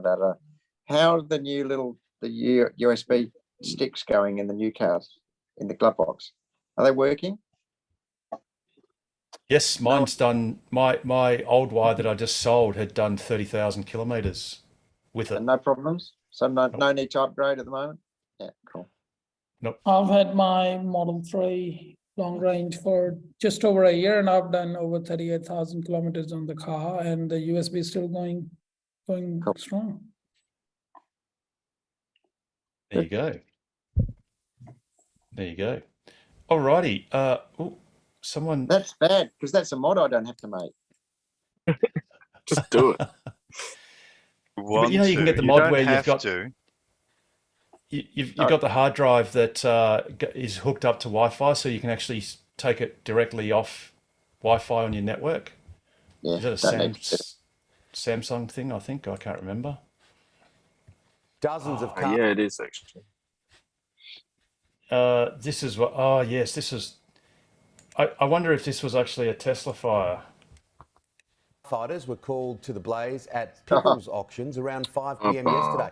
It took crews around 3 hours to extinguish the fire. No injuries have been Couldn't have been. reported. It's 3 hours. Yeah. It only took 3 hours to put out. It wasn't a battery fire. Exactly. And I mean, yeah, petrol cars are so safe. When they catch on fire, they just pour petrol on the cars below them and all around the place and on the ground, and it spreads and stuff. It's awesome. All right. Anyone got any questions or comments? Oh, Chuck, I don't know if you were on earlier, but one thing we were looking at is a route to Port Hedland. Oh yeah. Whoops. I wasn't on earlier because I forget that you guys start an hour later now, going by standard Eastern time. So I missed the start. Sorry about that. Yes, so you're no longer saving the days because that's right. Actually, shouldn't you be saving the days since there's less of the days when you get towards winter? There's it's more important to save them than in summer because you're kind of just wasting them. When you leave work at 5 p.m. and it's already dark, you do wish you saved some of that day from earlier. Yeah. Oh well. Absolutely. What So do you do? just for your benefit and for anyone who sort of fell asleep, well, I was trying to work out, maybe you'd already been asleep and you woke up halfway through the episode. This is the route. It only takes 8 stops to go all the way from Perth to Port Hedland. and this Oh, ought to be that's- the second leg of That's- the EV network. That's through the inside route. Yes, that's the inland way. Great Northern Highway. Yep.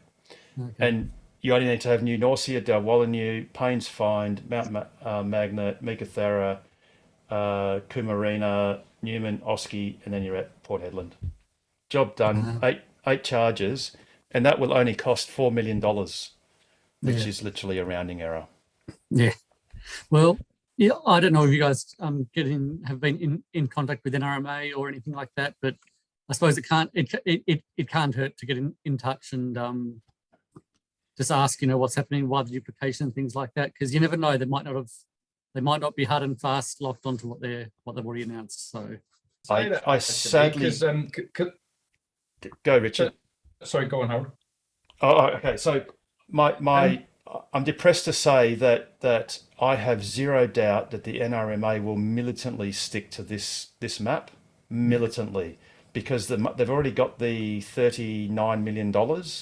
And the great thing that I think, and it's really strange, is that NRMA is a New South Wales domiciled automobile club, basically, an insurer.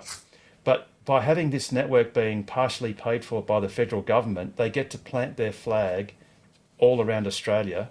And in Western Australia, for example, the NRMA has taken over the SGIOs, the state government insurance organisations' portfolio of insurance, house, buildings, cars, whatever.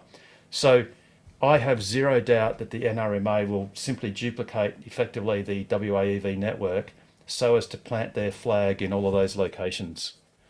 And there's no way that they will go up the guts of Great Northern Highway instead of going along the coast. It's just not going to happen, Chuck. It's disappointing, but they're a private organisation. Yeah. Still, there's a chance that they haven't locked in every individual site, so it's probably worth still talking to them about, what you preferred, intermediate charging locations, things like that. Can't hurt.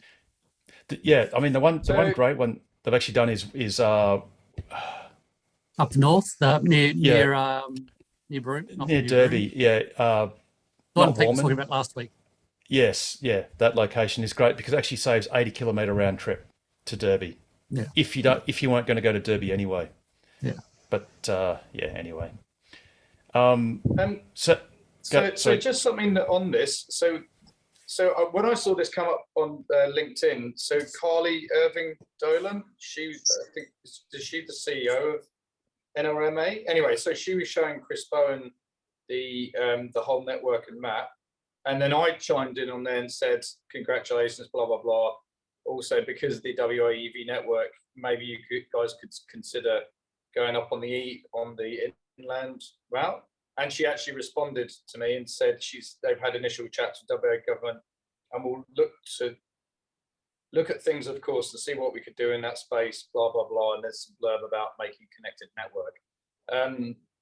Anyway, so she has at least read my request to not just put chargers next to the WAEV network. I mean, I'll screenshot it and send it to you. So yeah, awesome. At least that way they can't deny that no one ever suggested that as a thing. Also, Richard, whilst you've got her line, how about getting rid of Chatamo, make it 2 CCS2 plugs? Absolutely, I've only got 100%. The wish list is only so long. Just one thing at a time, I reckon. Yeah, after world peace and curing cancer, we'll try and chop out Chatamo. Actually, thinking about that discussion last week, if you think about it long term, you'll have the WAEV highway. You'll eventually have superchargers up there as well at some point. I don't know how soon that'll be, but it'll happen. And then you'll have this network, and so only one of the three will have half Chatamo. So, And kids will go, "Hey, Mum, what's this big plug thing?" Betamax. No, it's a U-matic. It's even worse. It's not even VHS or Betamax. It's the U-matic. You should make a YouTube video about the Chatamo connector, but do it all in sepia and black and white, so that when people in the future look at it, they'll think it's like 30 years old. They'll So put those Charles, Instagram filters with all the old scratches on the film. Yes. Go So Peter. Charles, Steve, sorry, go your Peter. new stadium over in Hobart, is that going to have Chatamo? When I was in Israel, I stayed at this place, and it was above the Sea of Galilee. And I wandered into the car park, and that was the car park. It had two, AC chargers and 150 watt DC charger. That's just in the bloody car park. And then I thought, oh, look at the supercharger network. Oh, you probably can't see it. It's a bit bright, but and there's Israel 600 kilometers north to south, and it's got a shipload of bloody. It's got 1, 2, 3, 4, 5, 6, 7, 8, 9, 10 supercharger locations, and it's 600 kilometers long. I mean, get on with it. I reckon they thought that people was that in Israel? Was that? Yeah. Yeah. They probably thought that people in Israel don't usually drive across the borders all that often, so they only need to cover that one area. Maybe, I don't know. They thought they could. You need like 2 superchargers, north to 3 maybe. But anyway, it's awesome. But we are suffering over here in WA. Well, if you look at Taiwan, Taiwan is not a very large island. No. And it's just literally girt by superchargers. Oh my goodness. And yet if you scroll down to Australia, same scale, so haven't changed anything. Oh, look, there's nothing there, nothing there, nothing there, nothing there, nothing there, nothing there. And, there's 4. Oh, by the way, Southern Cross, that we know that that's a winner. And and the other good thing too is that Port Augusta also is a winner, because that's actually an achievement, particularly because of the South Australian debacle. As far Southern as Cross is getting a supercharger, Harold. Yes, they are. Awesome. And it's due, and that's something that is official. Is that it's not a joke. It's actually that's got specific funding associated with it because it's a prize winner. So it's not a gimmick. That is so badly needed through there. Oh, yeah. Absolutely. But the trick is, what we need to do is, in the next round of voting, is we need to suggest Kalgoorlie, because what will happen is... I was just about to say that, Harold, Yeah, so if we can get Kalgoorlie up, then it will be also then easy to later suggest either Merredin, or actually a better place is Kellerberrin, because that then evens the gap between Perth and Southern Cross, and Merredin will already have the WAEV network. When you suggest a place, do you have to give an exact address for where you're suggesting? So should we decide on an exact address? No, you just do the town. You can do a macro level. Okay. I mean, I think if there is a link to suggest to host a supercharger site, and for that they want specifics. But for competition purposes, you just specify the town. So, for example, obviously, what's in our interest is to encourage Tesla to go across the Nullarbor. Now that's hard, obviously, but it's something that will have to be done eventually. And anyone that doesn't believe that just has to go over here and look at the Trans-Canadian Highway, which, Canada has not got a large population. They're really similar to us, really. And they have done the Trans-Canadian Highway. In fact, they've even gone a bit further up as well and duplicated a part of it.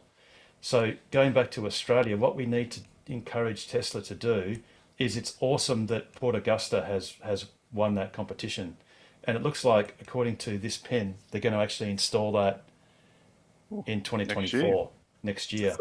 So what we need to do, in fact, let me just change screens very briefly. While you're doing that, Harold, in the last round of voting, I nominated Kimber, because that's halfway between Ceduna and Port Augusta, and that's would even out the range for everybody to get through. Yes, and then after Kimber you go Ceduna, and after Ceduna you're kind of stuffed. You could try and go Penong, but Penong's a bit close to Ceduna. I've got a link. Here we go. This is the South Australian, sorry, 2 seconds, infrastructure. Here we go. Okay. Hopefully when this zooms in. Sorry about this. Oh, yep, that's working. All right, so this is, and we'll just change the map to just roads. So this is actually the South Australian grid. So you can easily get to, so Port Augusta's obviously on the grid. Kimber is obviously, we all know Kimber, that's got grid power. And if we zoom out, after Kimber, you sort of go, I forget, there's somewhere in between, like Poochera or somewhere along here. Yeah, Poochera. And then you've got Ceduna. So Ceduna is obviously on the grid. And then even Penong. But Penong is basically at the end of the grid. And then after that, you've got, you can't do Yalalta. After Penong, you've basically got Nullarbor Roadhouse. So it's great for Tesla to go to Port Augusta. And then, like you say, Steve, the next thing to vote for that makes sense is Kimber. Or what you do is you actually vote for Ceduna, because that then will force Tesla to backfill to get there. That's about right. So Port Augusta's good, then vote for Ceduna, and then vote to backfill, say, Kimber and then Poochera or one of these towns. Poochera is probably ideal, and Kimber because they're sort of evenly spaced.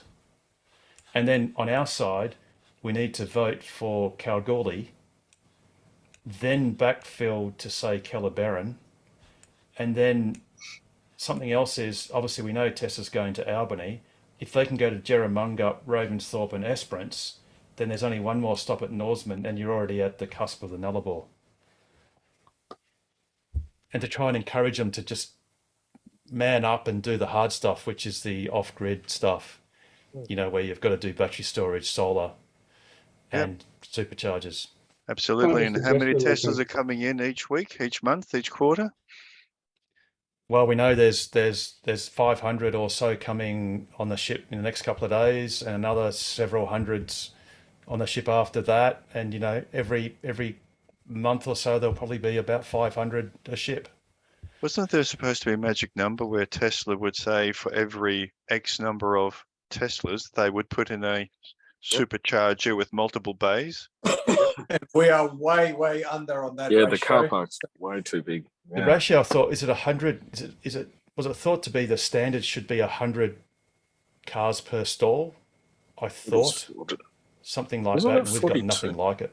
Nah, we were already at 200 and something a while ago. But now it's just, I don't know. Well, in fact, I can tell you There that were- as of Q4 last year, there Yeah, were 4,302 4,300. Teslas. We already know there's more than 1,000 being delivered, so let's call it 5,000 Teslas in WA. So that's 5,000, and we have 6, 3, 6, 3, and what was the last one? Eaton. Margaret Eaton River did 6. that. Which has I think that's- 3. I think I've got 18 stalls. Is that right? So we've got 6 in Karrinyup, 6 in Eaton. That's 12. Yep. 3 in Margaret River. Yep. And 3 That's Williams. 15, and 3 in Williams. That's 18. So we have a ratio of 1 stall per 278 cars. And they are planning, Albany's not that far away, is it? I don't know. The issue with Albany is, and this is no secret, they have to replace the transformer to put stalls, because Synergy have ordered a transformer. I think they ordered a 600 kVA, I think, or maybe it's a 330. It might have been a 330 kVA for the two 150 kilowatt Kempower units that Synergy will have in Albany. So then Tesla, to put in their 6 stalls, I think it's 6, they will need to upgrade, have that transformer upgraded to a 1 MVA transformer, and that's like a new install and takes time to order, and like Pete said with Robin Denholm's concerns, that does take time. Yep. So, and Synergy weren't prepared to wait, quite rightly, because they've got stuff to do. They have So- their own timeline. Yeah, absolutely. Yeah, absolutely. So Albany is coming, but it's probably going to be later in the year or early next year or something because of that contingent that upgrade they have to do. Why doesn't Tesla have a WA section for the energy stuff? Since it's starting to get out of control, you know. You mean for superchargers and that sort of thing? Yeah. Oh, well, the thing is, they've only got, like they've got 4 superchargers. If they doubled that, that's 8. That's only another 4 to install if they doubled the system, the size. So you can't really have a full-time person doing that. I mean, there's other stuff to do. Just getting on with it. Like, not even talk about Ford, just get on with their own bloody WA network. You mean Tesla? Yeah, just get it done. Oh, absolutely. It'd be what we awesome. got to do? Well, we've got to go to one of the reveals, like product reveals. And as Elon Musk is talking about how awesome the charging network is, someone just yells out, circumnavigate Australia, like do superchargers surrounding all of Australia. And then the crowd will roar with hopefully support and not laughter. And then Elon will go, yeah, all right, let's just do it. Yeah, let's do it. Yeah. Just like when Anwar Beck yelled out Kazakhstan. Yeah. You know, and they put a supercharger in Kazakhstan and took away Eaton's loneliest supercharger prize until it regained it when they installed 2 different superchargers in Kazakhstan. And just for reference, if we have a little look at where Kazakhstan is, while you're doing that, Harold, when you finish zooming there, zoom down to Dubai and Abu Dhabi if you want to see something disappointing for. Yeah, so Dubai is not a very big place, and there are quite a few superchargers. Is quite part of it densely. because their power network is a lot more extensive? Sorry, their what network? Their power network, like their actual where they have power run already. We don't have huge amounts of power to all these towns. Like they're limited supply. True, but I'll just bring up the Western Power Swiss network, which I did have.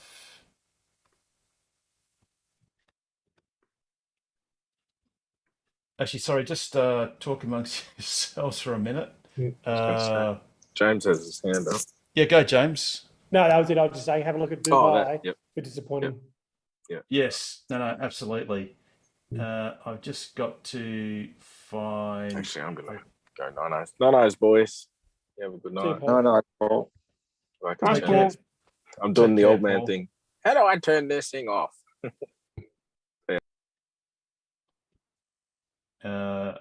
2 seconds. Oh, actually, we'll just anyone while I'm doing this, because it's going to be a bit stilted, because being a mere male, I can only either look at stuff or can talk. Anyone else got any news bits, any items or whatever? Obviously, Model Y was second biggest selling SUV in Australia in April. That's only 1 month.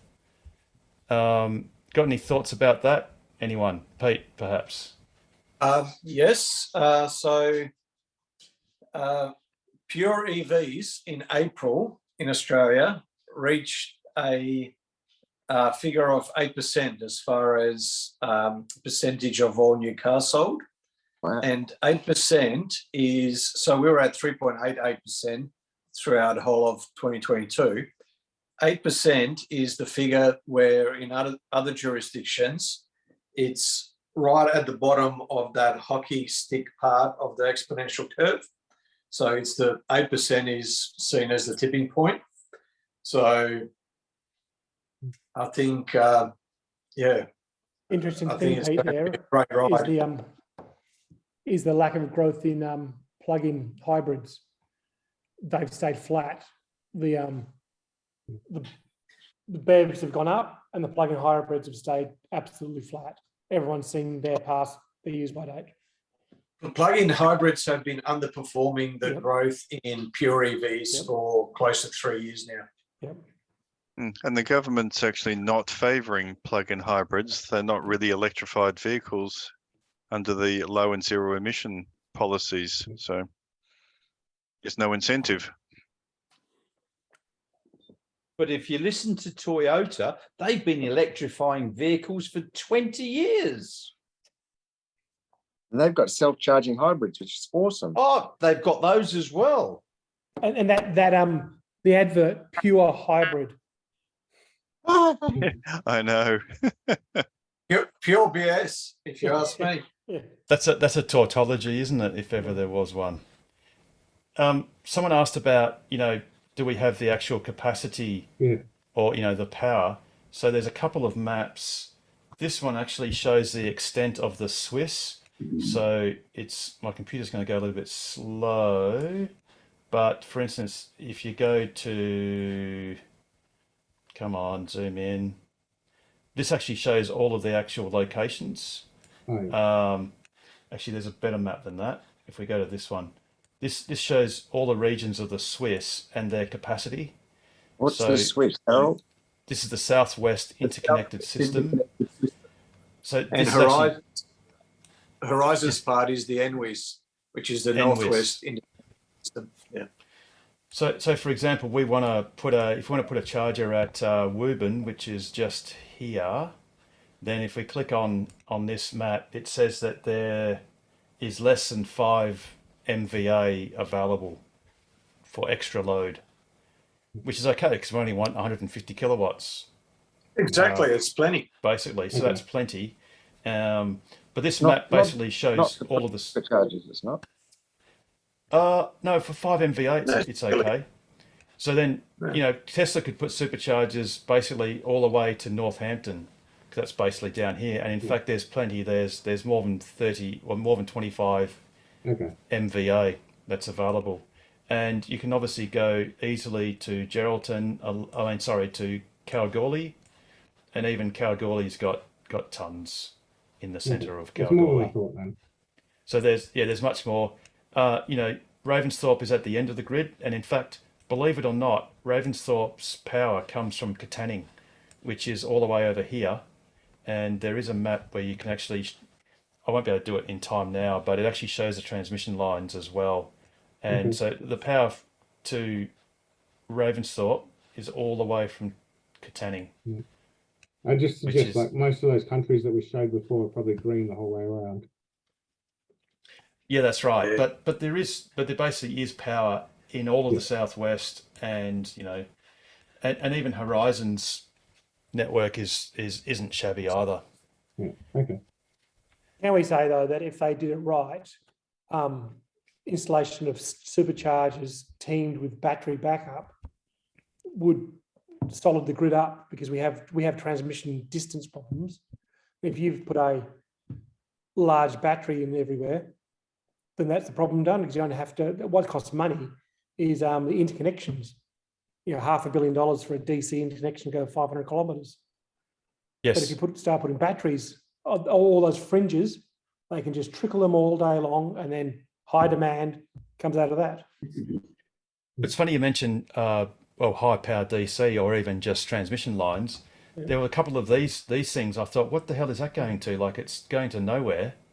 But if you actually change, and this line is a 132 kV. That's a big transmission line, and it's going to nowhere.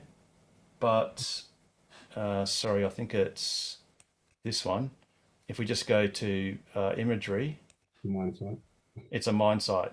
It's a processing site.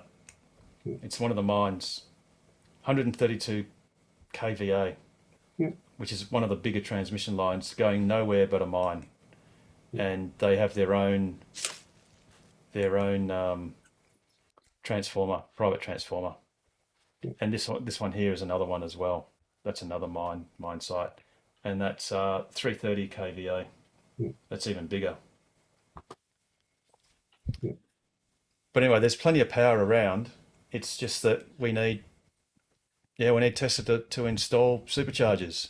And, like I said, harking back to the voting thing, if we can try and vote up Kalgoorlie, and if the South Australians... It wouldn't let me. No, you've got to suggest it. You've got to tweet it to them. So I think it's Tesla Charging, their Twitter handle. Yeah, because I tried to suggest the select location, and it's like, no, need a valid address. Yeah, absolutely. I'm just trying to find Tesla charging. Tesla charging. Just at Yeah, Tesla charging. It's at Tesla charging. So, and the good thing is they actually follow us. So, you know, we can tweet at them and say, hey, we want to add Kalgoorlie in the west, and we want to add, I think, Ceduna, because then it forces them to backfill. And that's a lot easier to get them to backfill than it is to get them to go further organically. So, and I think everyone in Australia is going to vote for Ceduna, because you get, is it 3 votes you get? I think it's 3 in the voting. I thought it was 5. 5 votes. Or 5. Oh, right, cool. Well then, you know, one thing that's gratifying is I didn't think that Southern Cross qualified to win. I thought the only winners were in Japan and Korea, South Korea, but it seems that they've actually resolved to do the top 2 or 3 or 4 votes per country, per region, or per market. Yeah, last time they had the North America, Europe, and Asia Pacific, and then they had a wild card one of 5 random sites. Like there's one in New Zealand that got listed, for example. So they must have just chosen some random ones, which they were probably going to do anyway, but they put them on the list. Yeah. I mean, I don't think, was there anything that worked up north? I just got to check on the website. Superchargers. Because we've got Southern Cross. Why is that not showing as a winner? There it is. And we've got Port Augusta. Oh, we got, is this Apollo Bay? Yes, Apollo Bay in Victoria. Nothing for Tassie, unfortunately. Oh, and nothing up north. Yeah, right. So we got 3 winners in Australia. Yeah, I think there was 3 in Australia, 2 in Japan that round. But this round, South Korea is winning all 5 spots so far. Right. Actually, where do you vote? So if we just click on here, it should go vote on proposed locations. Yep. Actually, I better just I just got to go off screen just in case it shows login credentials, because Internet Explorer is just trying to be helpful. Oh, here we go. Oh, right. So they're all over east. So we've got, where's that? Port Wakefield. Really? Oh, okay. Yeah, I mean, that's a waste because you've got Claire just, anyway. Cool. And you've, Brizzy, really? So you've got nothing up north. That's just crazy. We don't need a supercharger in Brizzy that they weren't going to do anyway. We want, you know, Townsville, we want Cairns. If you change the leaderboard there to Asia Pacific, it gives you a 1 through to 5 are all South Korea. Yes, and then Bateman's Bay. Yeah. And you got Bateman's Bay, which is a waste because that's been funded under the New South Wales government scheme. Yes. And you've got Orange, which has also been wasted. Yes. For the same reason. And Port Wakefield, I mean, it's okay, but at this stage, it's much better. I mean, we've got Port Augusta as a winner already. Yeah. You really want to go further west. Yeah. I mean, because I presume that Ceduna is actually a bit of a holiday destination as well, and Streaky Bay and all of these. Well, Ceduna is a central hub there. Yes. Yep. Yep. And Epping. Epping's just north of Brisbane, just north of Melbourne. Sorry. Of Melbourne, yeah. So again, they were going to do that anyway because of density. And where was the Tassie site? It's down number 12. Campbelltown. Yep. Yep. Yep. But it's for Charles. Yeah. I mean,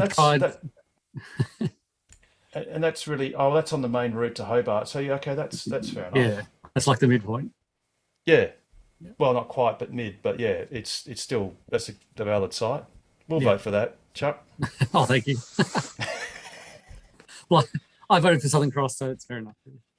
Yeah. Oh, well, thanks for doing so, because it's good. When Well, if you come to the National EVA meeting, well, no, you won't be able to use it, of course, because it won't be ready. But We're still, there by then.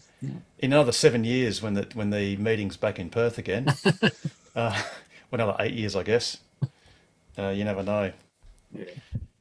Cool. All right. So has anyone else got any other questions or comments of anything that happened last week or didn't happen? Tesla can initiate emergency brake-in reverse now via a free over-the-air update.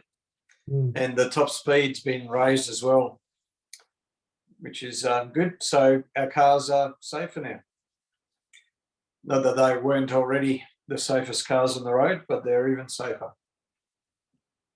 And it just shows that Tesla's always striving to improve, and they never stop, do they? They never rest. They always strive to make their cars better in one way Harold, or another. has it been mentioned about how the website changed last Thursday for Oh, SNX? yes. Well, yeah, that was actually the only news item we had this week because there wasn't anything really directly newsworthy or reliable as news. I missed yeah, the news tonight. I came in about 15 minutes late, 20 minutes late. Yeah, so basically, if I just bring it up, the actual script was that Tesla has changed its model. Hang on a sec, I can just do this better here. Tesla has changed its Model S and X order pages in various right-hand drive markets, including Australia and New Zealand. Their website now features Get Updates button rather than the previous Order Now button. Order Now buttons are still present in other right-hand drive markets such as Japan, the UK and Ireland. These changes have elicited a spectrum of speculation ranging from imminent deliveries through to imminent cancellation. And that's literally all you can say, because you can still order it in the UK. You know, I've still got an order. I think Pete probably still has an order or two. You know, if we log in to Tesla account, it still says we've got the order. It still has our reservation number. So there's no reason to believe that anything bad has happened or literally it could be anywhere between we're going to get these awesome cars really soon, which will then might make my purchase of a performance Model Y a bit awkward. But we just don't know, don't we? So Harold, sorry, Pete. Yeah, I was just speculating. So,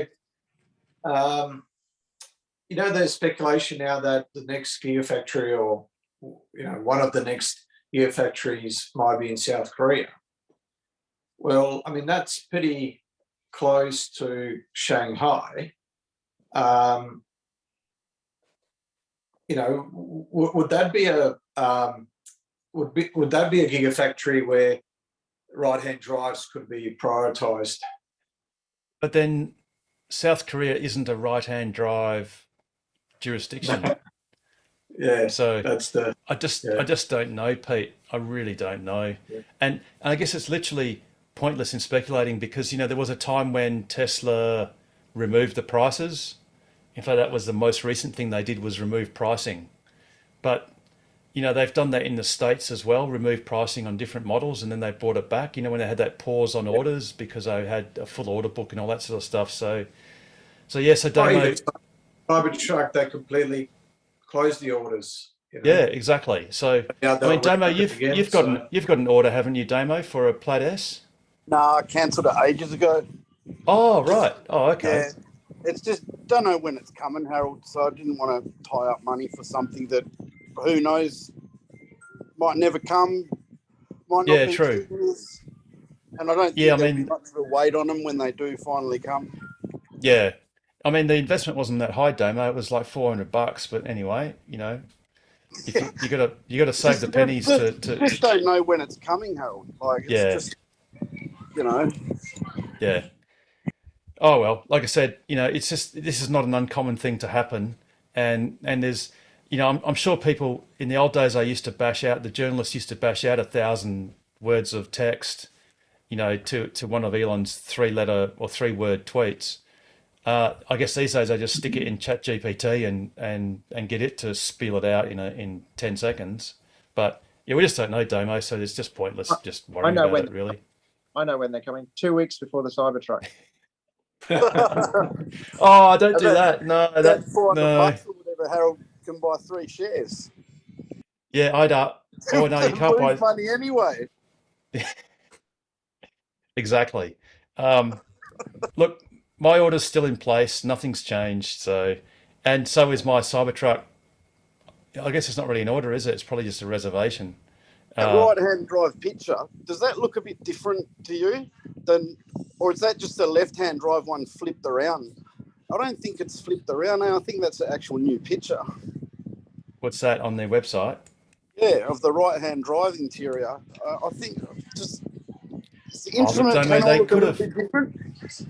Yeah, it could just be an advanced CAD drawing, like literally a what do you call it? A rendered CAD drawing. Yeah, righto. Because, you know, Tesla does that with the, you know, on your Tesla app, they actually have, because sometimes, you know, when you get crappy internet connection and on your app, it'll either show your car black and like nothing, or it'll show it as the body painted, but no wheels. So they sort of like render additional layers to make it all sort of build it up. So Right. I don't know, Damo, you know, whether they've got, you know, we do know that Tesla had test cars. They had an S and an X, but they were left-hand drive test cars doing heat testing in Queensland. So, don't know. But that actually ended up being the only news item we had this week because, you know, mentioning that Model Y almost beat all other models in Australia in April is a distorted news item because Tesla has waves of deliveries, and it's a little bit unfair or disingenuous to say Tesla beat everyone or nearly beat everyone in 1 month, because if it was a quarter, that's different, you know.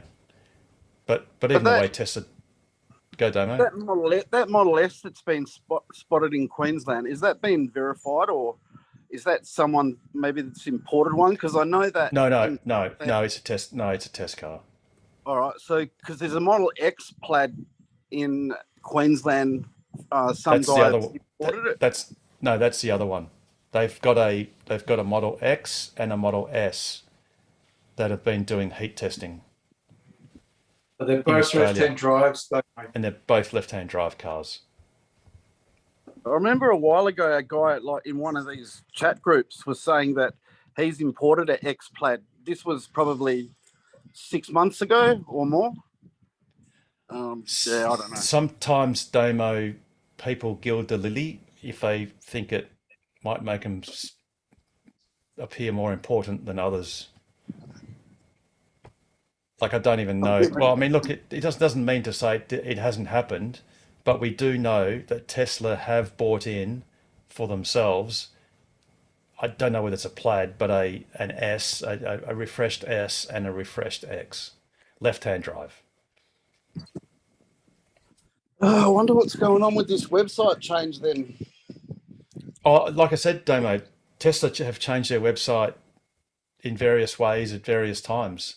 So, you know, it's, you know, if they had cancelled orders, then we'd know about it because we would have gotten an email, which we haven't. And like I said, I can basically log on to my Tesla account now, and that order is still there, very much alive. So, you know, that's all we can really say about it, basically. And anyway, at the moment, I'm enjoying my awesome Performance Y. I'm still enjoying my 3 Performance. Yeah, well, you know, each to their own. Each to their own. Dr. Cooper's he can pick whether he wants a Performance 3 or a Performance Y. He's a fully capo 2 Tesla family. At the moment. I was actually hoping that he'd sell them 18s. I was hoping to pick them up, but you can have them. I'll tell you what, you can have all 4 cars. I mean, all 4 wheels, 75 grand. You can have the car for nothing.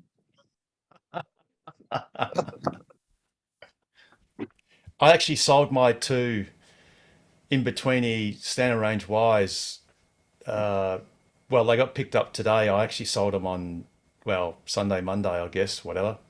And I was really tempted to swap over the Geminis off the standard range Ys and stick it on the 2 performance cars and put the Uber turbines on the standard range Ys. but I just didn't have the heart to reduce the range of the standard range by 12%. I just didn't want someone to drive a car that could do less than 400 Ks. Did Rob Dean sell his Uber turbines that he had advertised the other day? I don't know. Did he have them for sale, did he? Yeah, he's advertising a set of the 21 Ubers. Yeah, right. Oh, okay. I didn't know that. I've actually gone and bought, I've bought a set of 4 Geminis in Queensland, but I'm having troubles getting freight companies to give me quotes to send them back. But anyway. What'd you pay for them? 1,800. Oh, that's not bad. And that's wheels and tyres. Yeah, the only thing they don't have is the TPMSs, but I think you can get them cheap aftermarket. Nah. Only about $40 each. George, they're $100 each at Tesla, but George bought one for like $30 off eBay or something. Did that ever get tested? I think he said he was going to give it to you to test, Harold, or something. There's 2 types. There's the early ones which are wireless, and now they're Bluetooth, or the other way around. They're not compatible. You can get the cheap aftermarket old ones, but not.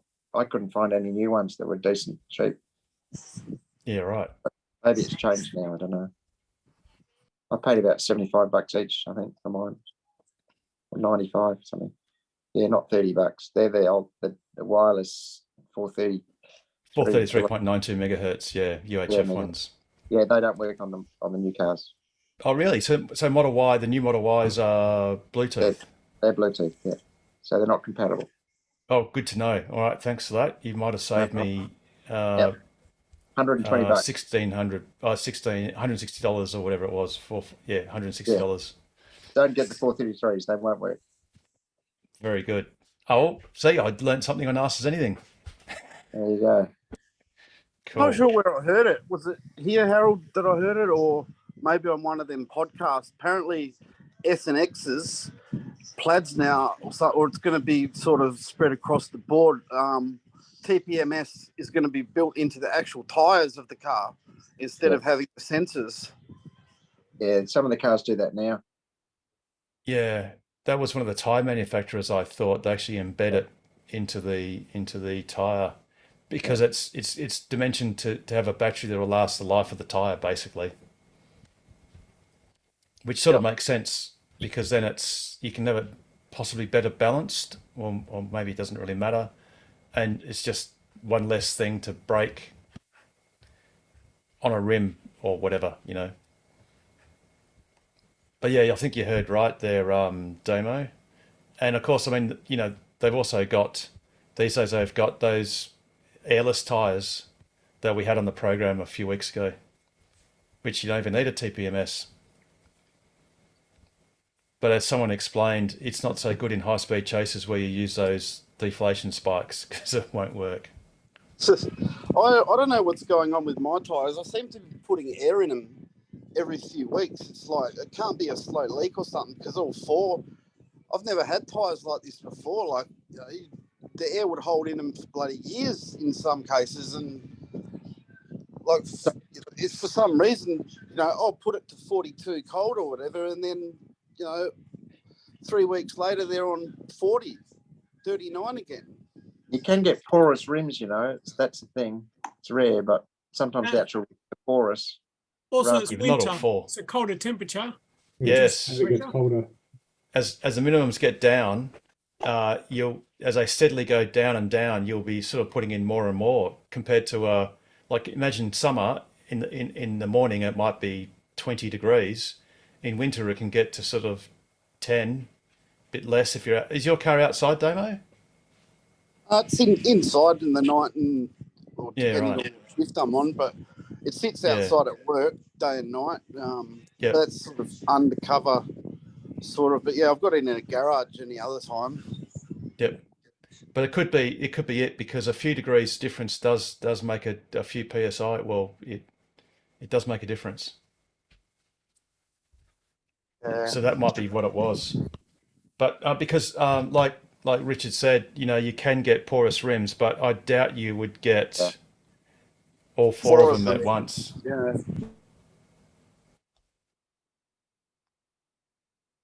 Oh, cool. Thanks, Richard. Other Richard for that. What's the name? I'll work on that. Richard Chapman. Alrighty, anyone else got any other news items or tips and tricks? Harold, you've got your go-kart. Oh, you mentioned the go-karting. Okay, yep, sorry. No, I haven't. No, I have not mentioned it actually. Thanks, Peter, for mentioning that. I'll actually just bring up the link for it. So we're returning to Power Play, although we're going to a different venue this time. We're going to the Southern campus. And I'll just bring it. What's the date on that, Harold? I'm just checking my roster now. 28th of May. It's Sunday, 28th of May, Damo, at 3:30 p.m. I don't believe it. I'm off. I'll see ya. Yeah, I'll come. Very good. So that's it there on Try Booking. And it's at Bibra Lake. What time? 3:30 till 7 o'clock, roughly. And I think we've got, I'll just check how many tickets we've got left. I thought it was 20. Oh, we only got 20 left. So they are selling. That's out of 48. So out of 48. So they are going quickly. So how do I've only had that up for about a day or so. How do we sign on to that?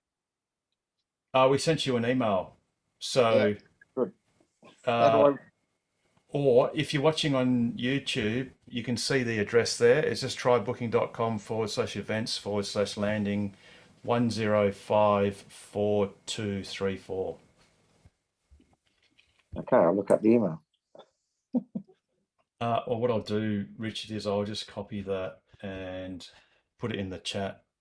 I got it on my email. It's all right. Thanks. Oh, you got it? Okay, yeah, cool. Thank you. But for anyone Put else, it in chat anyway, Harold. Put in the chat Just for anyway. others. Just for anyone else. So 20 tickets, and actually there were 24 only a couple of hours ago. So they are going. So do book if you want to avoid disappointment. But yeah, thanks, Peter, for Is there a reminding me of that. limited number of spots, is there, Harold? Oh Yeah, yeah, just 48. There were 48. Right on. But now there's 20. Is it- There are only 20 tickets left, Damo. Is it club members only, or can bring my daughter? Or Oh, you can bring your daughter, No, you can but bring your daughter. but we don't want, if you've got 10 kids, that would be Just awkward. one. But no, Just that's one. totally fine. Oh, and What don't about- forget, if she doesn't want to race, spectators are completely free. So she'll any- race. right, very good. A chip off the old block. What about a Tesla mate who's not part of Tokla? Yeah, but let's not make it half a dozen Tesla mates. Oh, just one. Yeah, no, that's fine too. If it's a, Okay. But again, there's only 20 tickets remaining. Right. So get in soon to avoid disappointment. Hey, Dr. Cooper, I've got a question for you. Yeah, go for it, mate. You know the puddle lights? Yep. That project, the ones that project Tesla? Have you put them in your cars? Because I bought some I got them about a month before I even got my car. So I've had them sitting here now for 18 months. And but I read a lot of negatives on them, like they can burn wiring out and everything. So Yeah. I've been too scared to put them in. Good. Because some people have had broken windows because of those things. Because the puddle light I changed the handle on my car yesterday, and when you remove the puddle light switch, the window goes up. So the puddle light is the thing that when you open your door and your window drops an inch to clear the puddle light is the thing that controls that. So if you've got a problem with your puddle light, sometimes that window won't come down, or you open your door and the window goes up, and you close your window and you break it. So I wouldn't touch them with barge pole, mate. I'll just leave them then. A lot of people have got them and they work, but if you've seen a few broken front windows where that's the cause, the puddle light. Yep. So yeah, I wouldn't And the touch. thing, to be honest, is the original puddle light gives you that proper diffuse light. When you get the word Tesla or the Tesla symbol, the T symbol, it restricts. It's very closely focused and it doesn't really have dispersed light, so it's not really doing what it should be doing, which is showing you what's on the ground when it's dark. I mean, who would So- modify the car? It's stupid.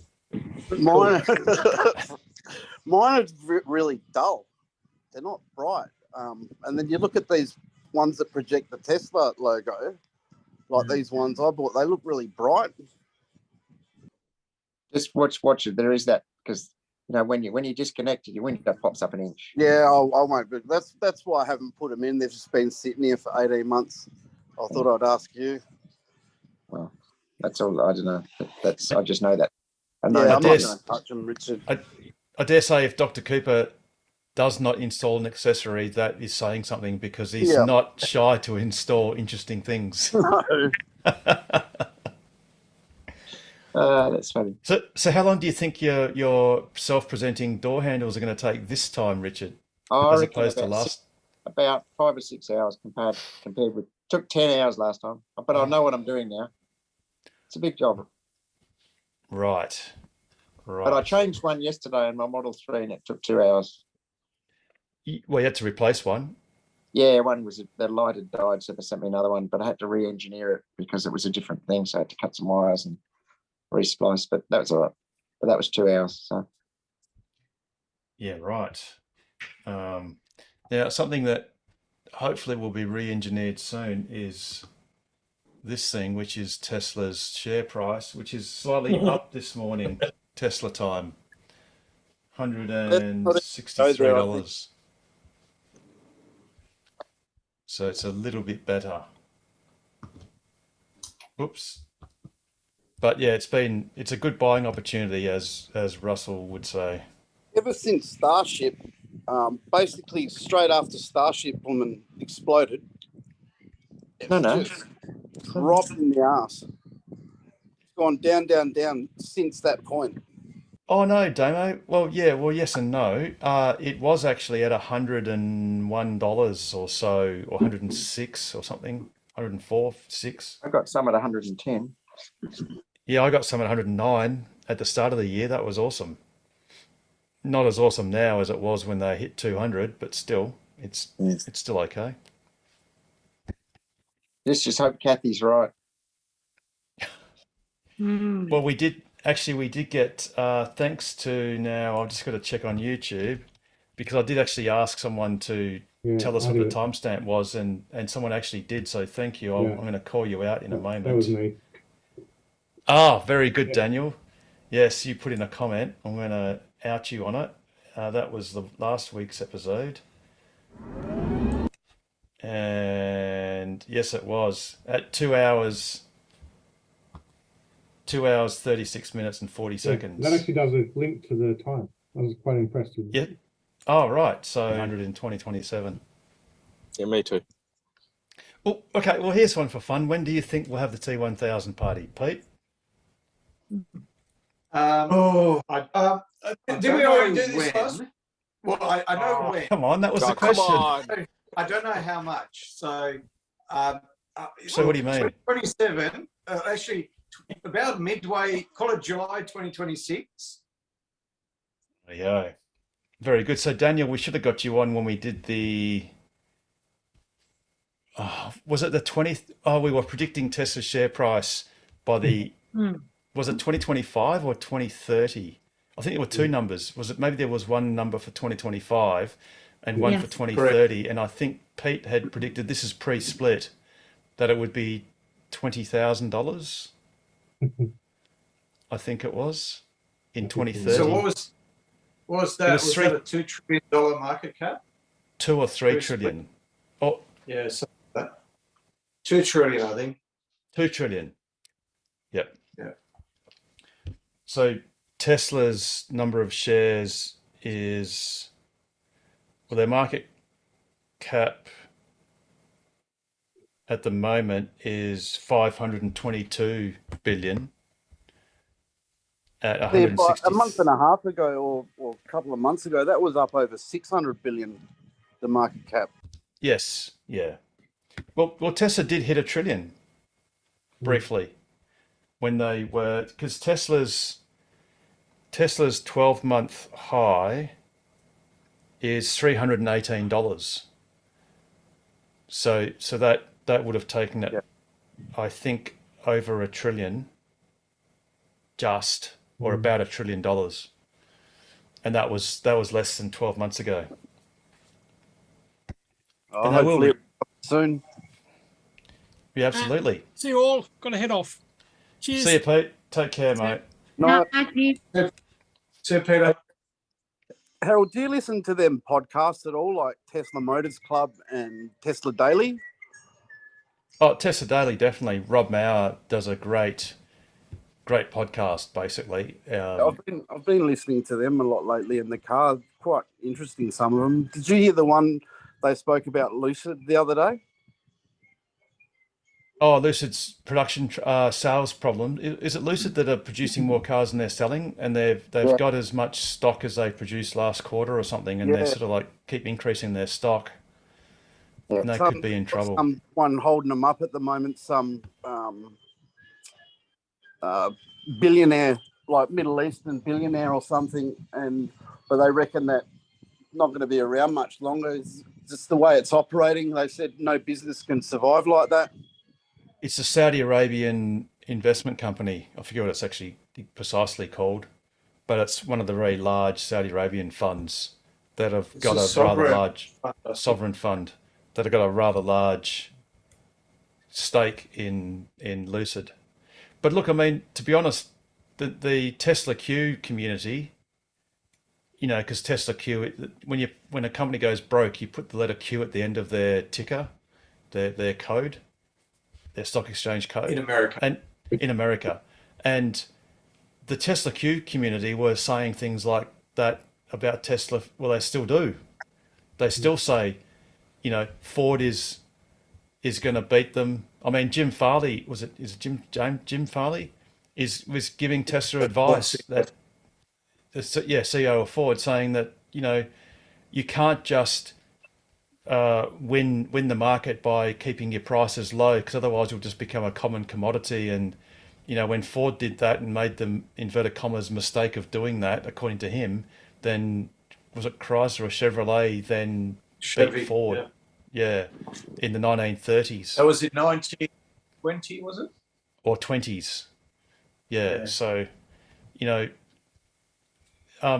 Tesla's had some fairly harsh, criticism in the past as well. So, and I guess you can always keep a company afloat by pouring in more money for as long as it takes for it to become established, if it ever does that. Can you see Lucid coming back but from where they are? Apparently they're in massive debt, like huge.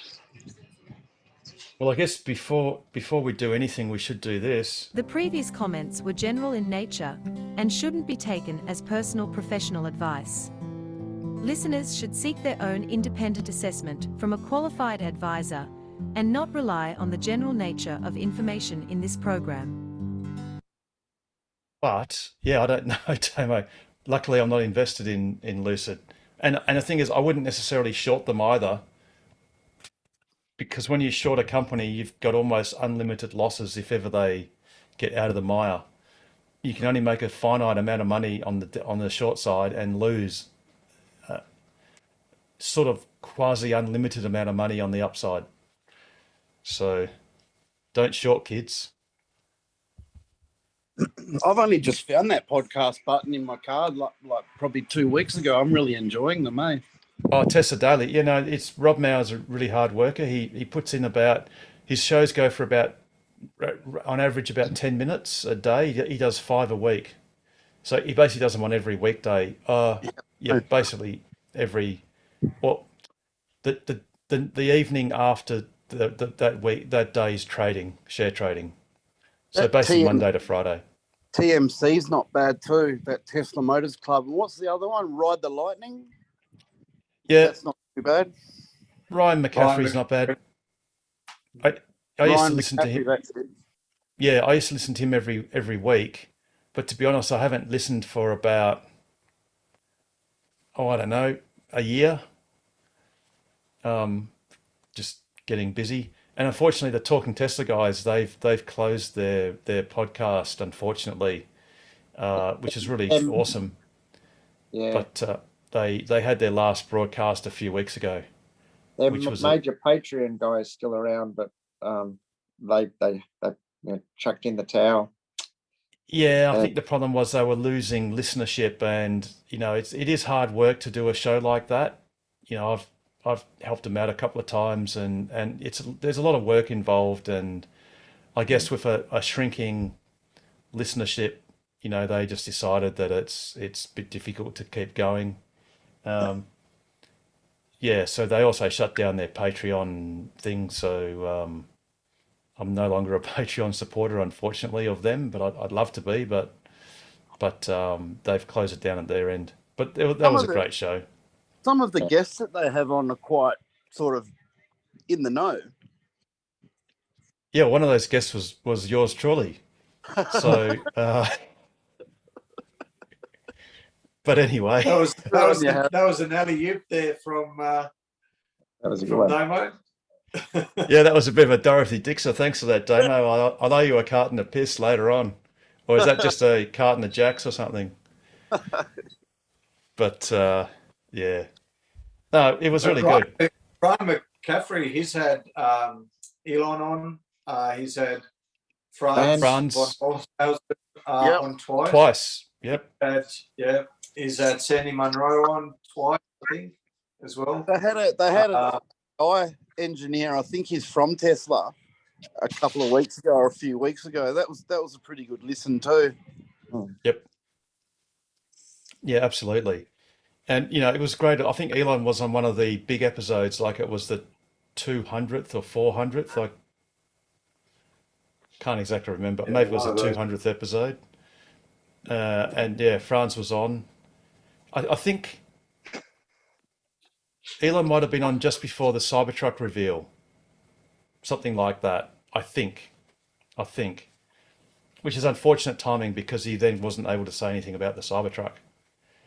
Just like they're not.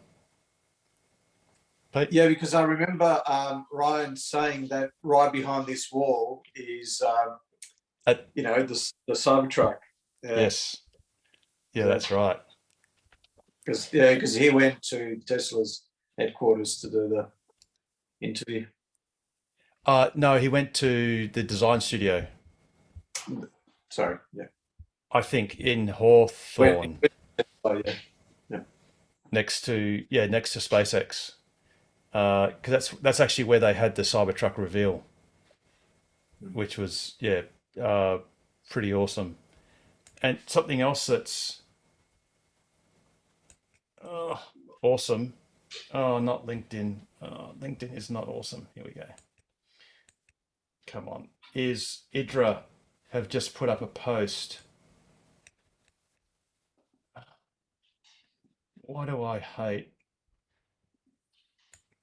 LinkedIn? I'll just show you the Tesserati article instead.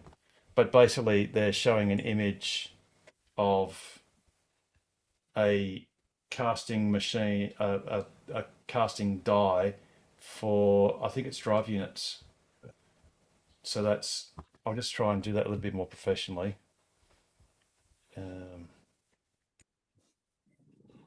But yeah, so that's sort of good news for Tesla because it's in Tesla's colors of white and red.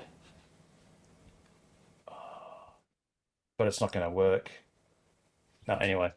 Did we ever find out whether that big gigapress that was bound for Asia that they put a LinkedIn post about, IDRA that is, whether that ended up going to Tesla or where it went or?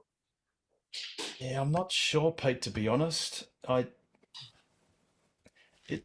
It was in the so-called Tesla colors, but one thing none of us know at this stage is whether IDRA's decided to use those same colors because they look sexy or something. I don't know if IDRA just does plain white for everyone else. Yeah, never found out about that, to be honest. I mean, it'd be lovely if it was another press for Cybertrucks being built in Shanghai. In Shanghai. Oh, yeah. Right-hand drive. Right-hand drive, yes. Is there any timeline when the Mexico one's going to come online? I think they were talking about 12 months, but they haven't broken ground yet. So it would be sort of 12 months from when they break ground.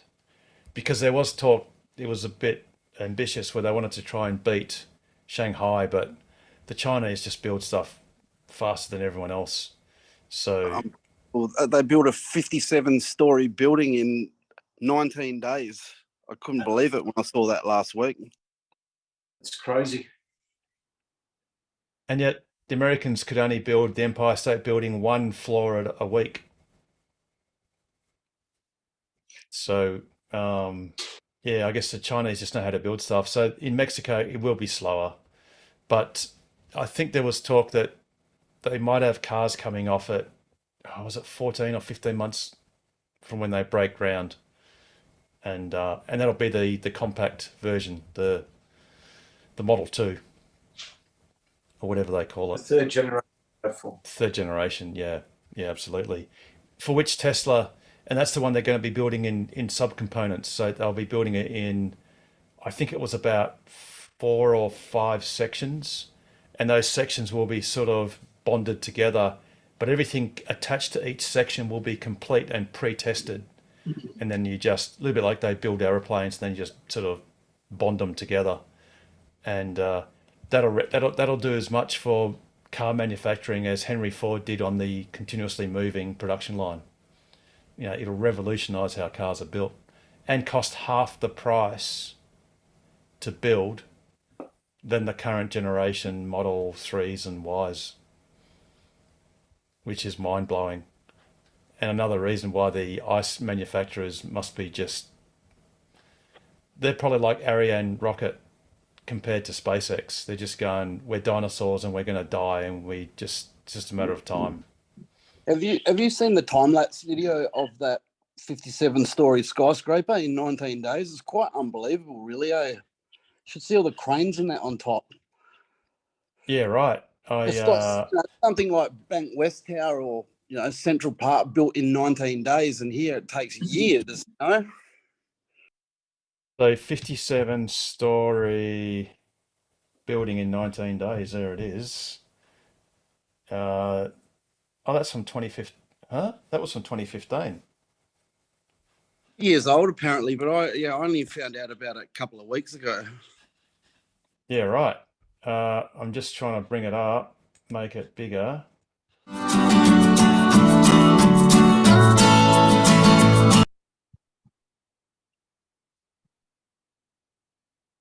Oh, that's counting hours. Yeah, got you.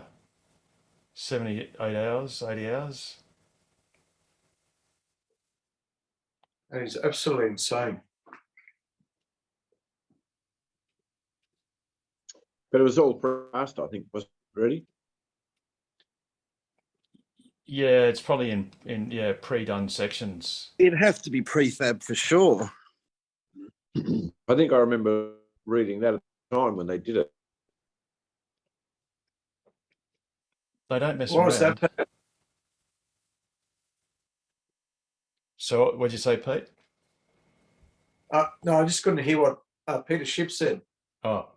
At the time I read or saw something about it, and they had an awful lot of castings and that preparation. Right. So they're basically just assembling it, really. Yes. Well, even that's a phenomenal job. Absolutely. Yeah, right. Cool. Yes. It's amazing what the Chinese can do. And you just look at Shanghai, Giga Shanghai, it's Tesla's powerhouse. That's pumping out 1 million cars a year by itself. Unbelievable. Absolutely. Cool. Alrighty. Well, what I think is unbelievable is that we're still going, although it's not actually that late, to be honest. Unless we've got any other last drinks, we might call it a bit of a respectable sort of evening to go to bed a bit early. Did you close up early last week? It was a little bit early. It was a little bit earlier. I did notice that you jumped on. I only found out the next day when I got an email notification saying that you jumped on at, can't remember, 10:30 or something, Damo, maybe it was, or maybe a bit later. 10:30, I think, roughly on 10:30, and you were all gone. Yeah. Well, we're getting older, Damo, we're feeling our age, and you know, the sun. You know, in winter it's harder to stay up because the sun's already gone to bed. You know, an hour earlier than it normally does. you True. know. So we got to get up early to see what Tesla closed at, and Pete's got to look up his put options and call options and whatever he's got, derivatives and stuff, to see how much money he made overnight. You know, he's got his Bitcoin and NFTs to trade over. You know, he'll be up all night. You know, on the US Stock Exchange. Dogecoin, or whatever they call it. Dogecoin and all that sort of stuff. He's got to save up, because the only way you can buy some Tesla merge is with Dogecoin. So, you know. Oh, anyway. Alrighty. So, Pete, how would you, just while I configure myself properly, how would you round out an awesome show like this? As always, stay safe, stay sustainable, and stay ahead of the curve. And the best way to do that is buy a Tesla, join TOCWA, and ask us anything about accelerating the world's transition to sustainable energy. Good night, everyone. Have an awesome night. Can't wait to see you next week on Ask Us Anything. Thanks, Harold. Night all. Thanks, guys. Cheers.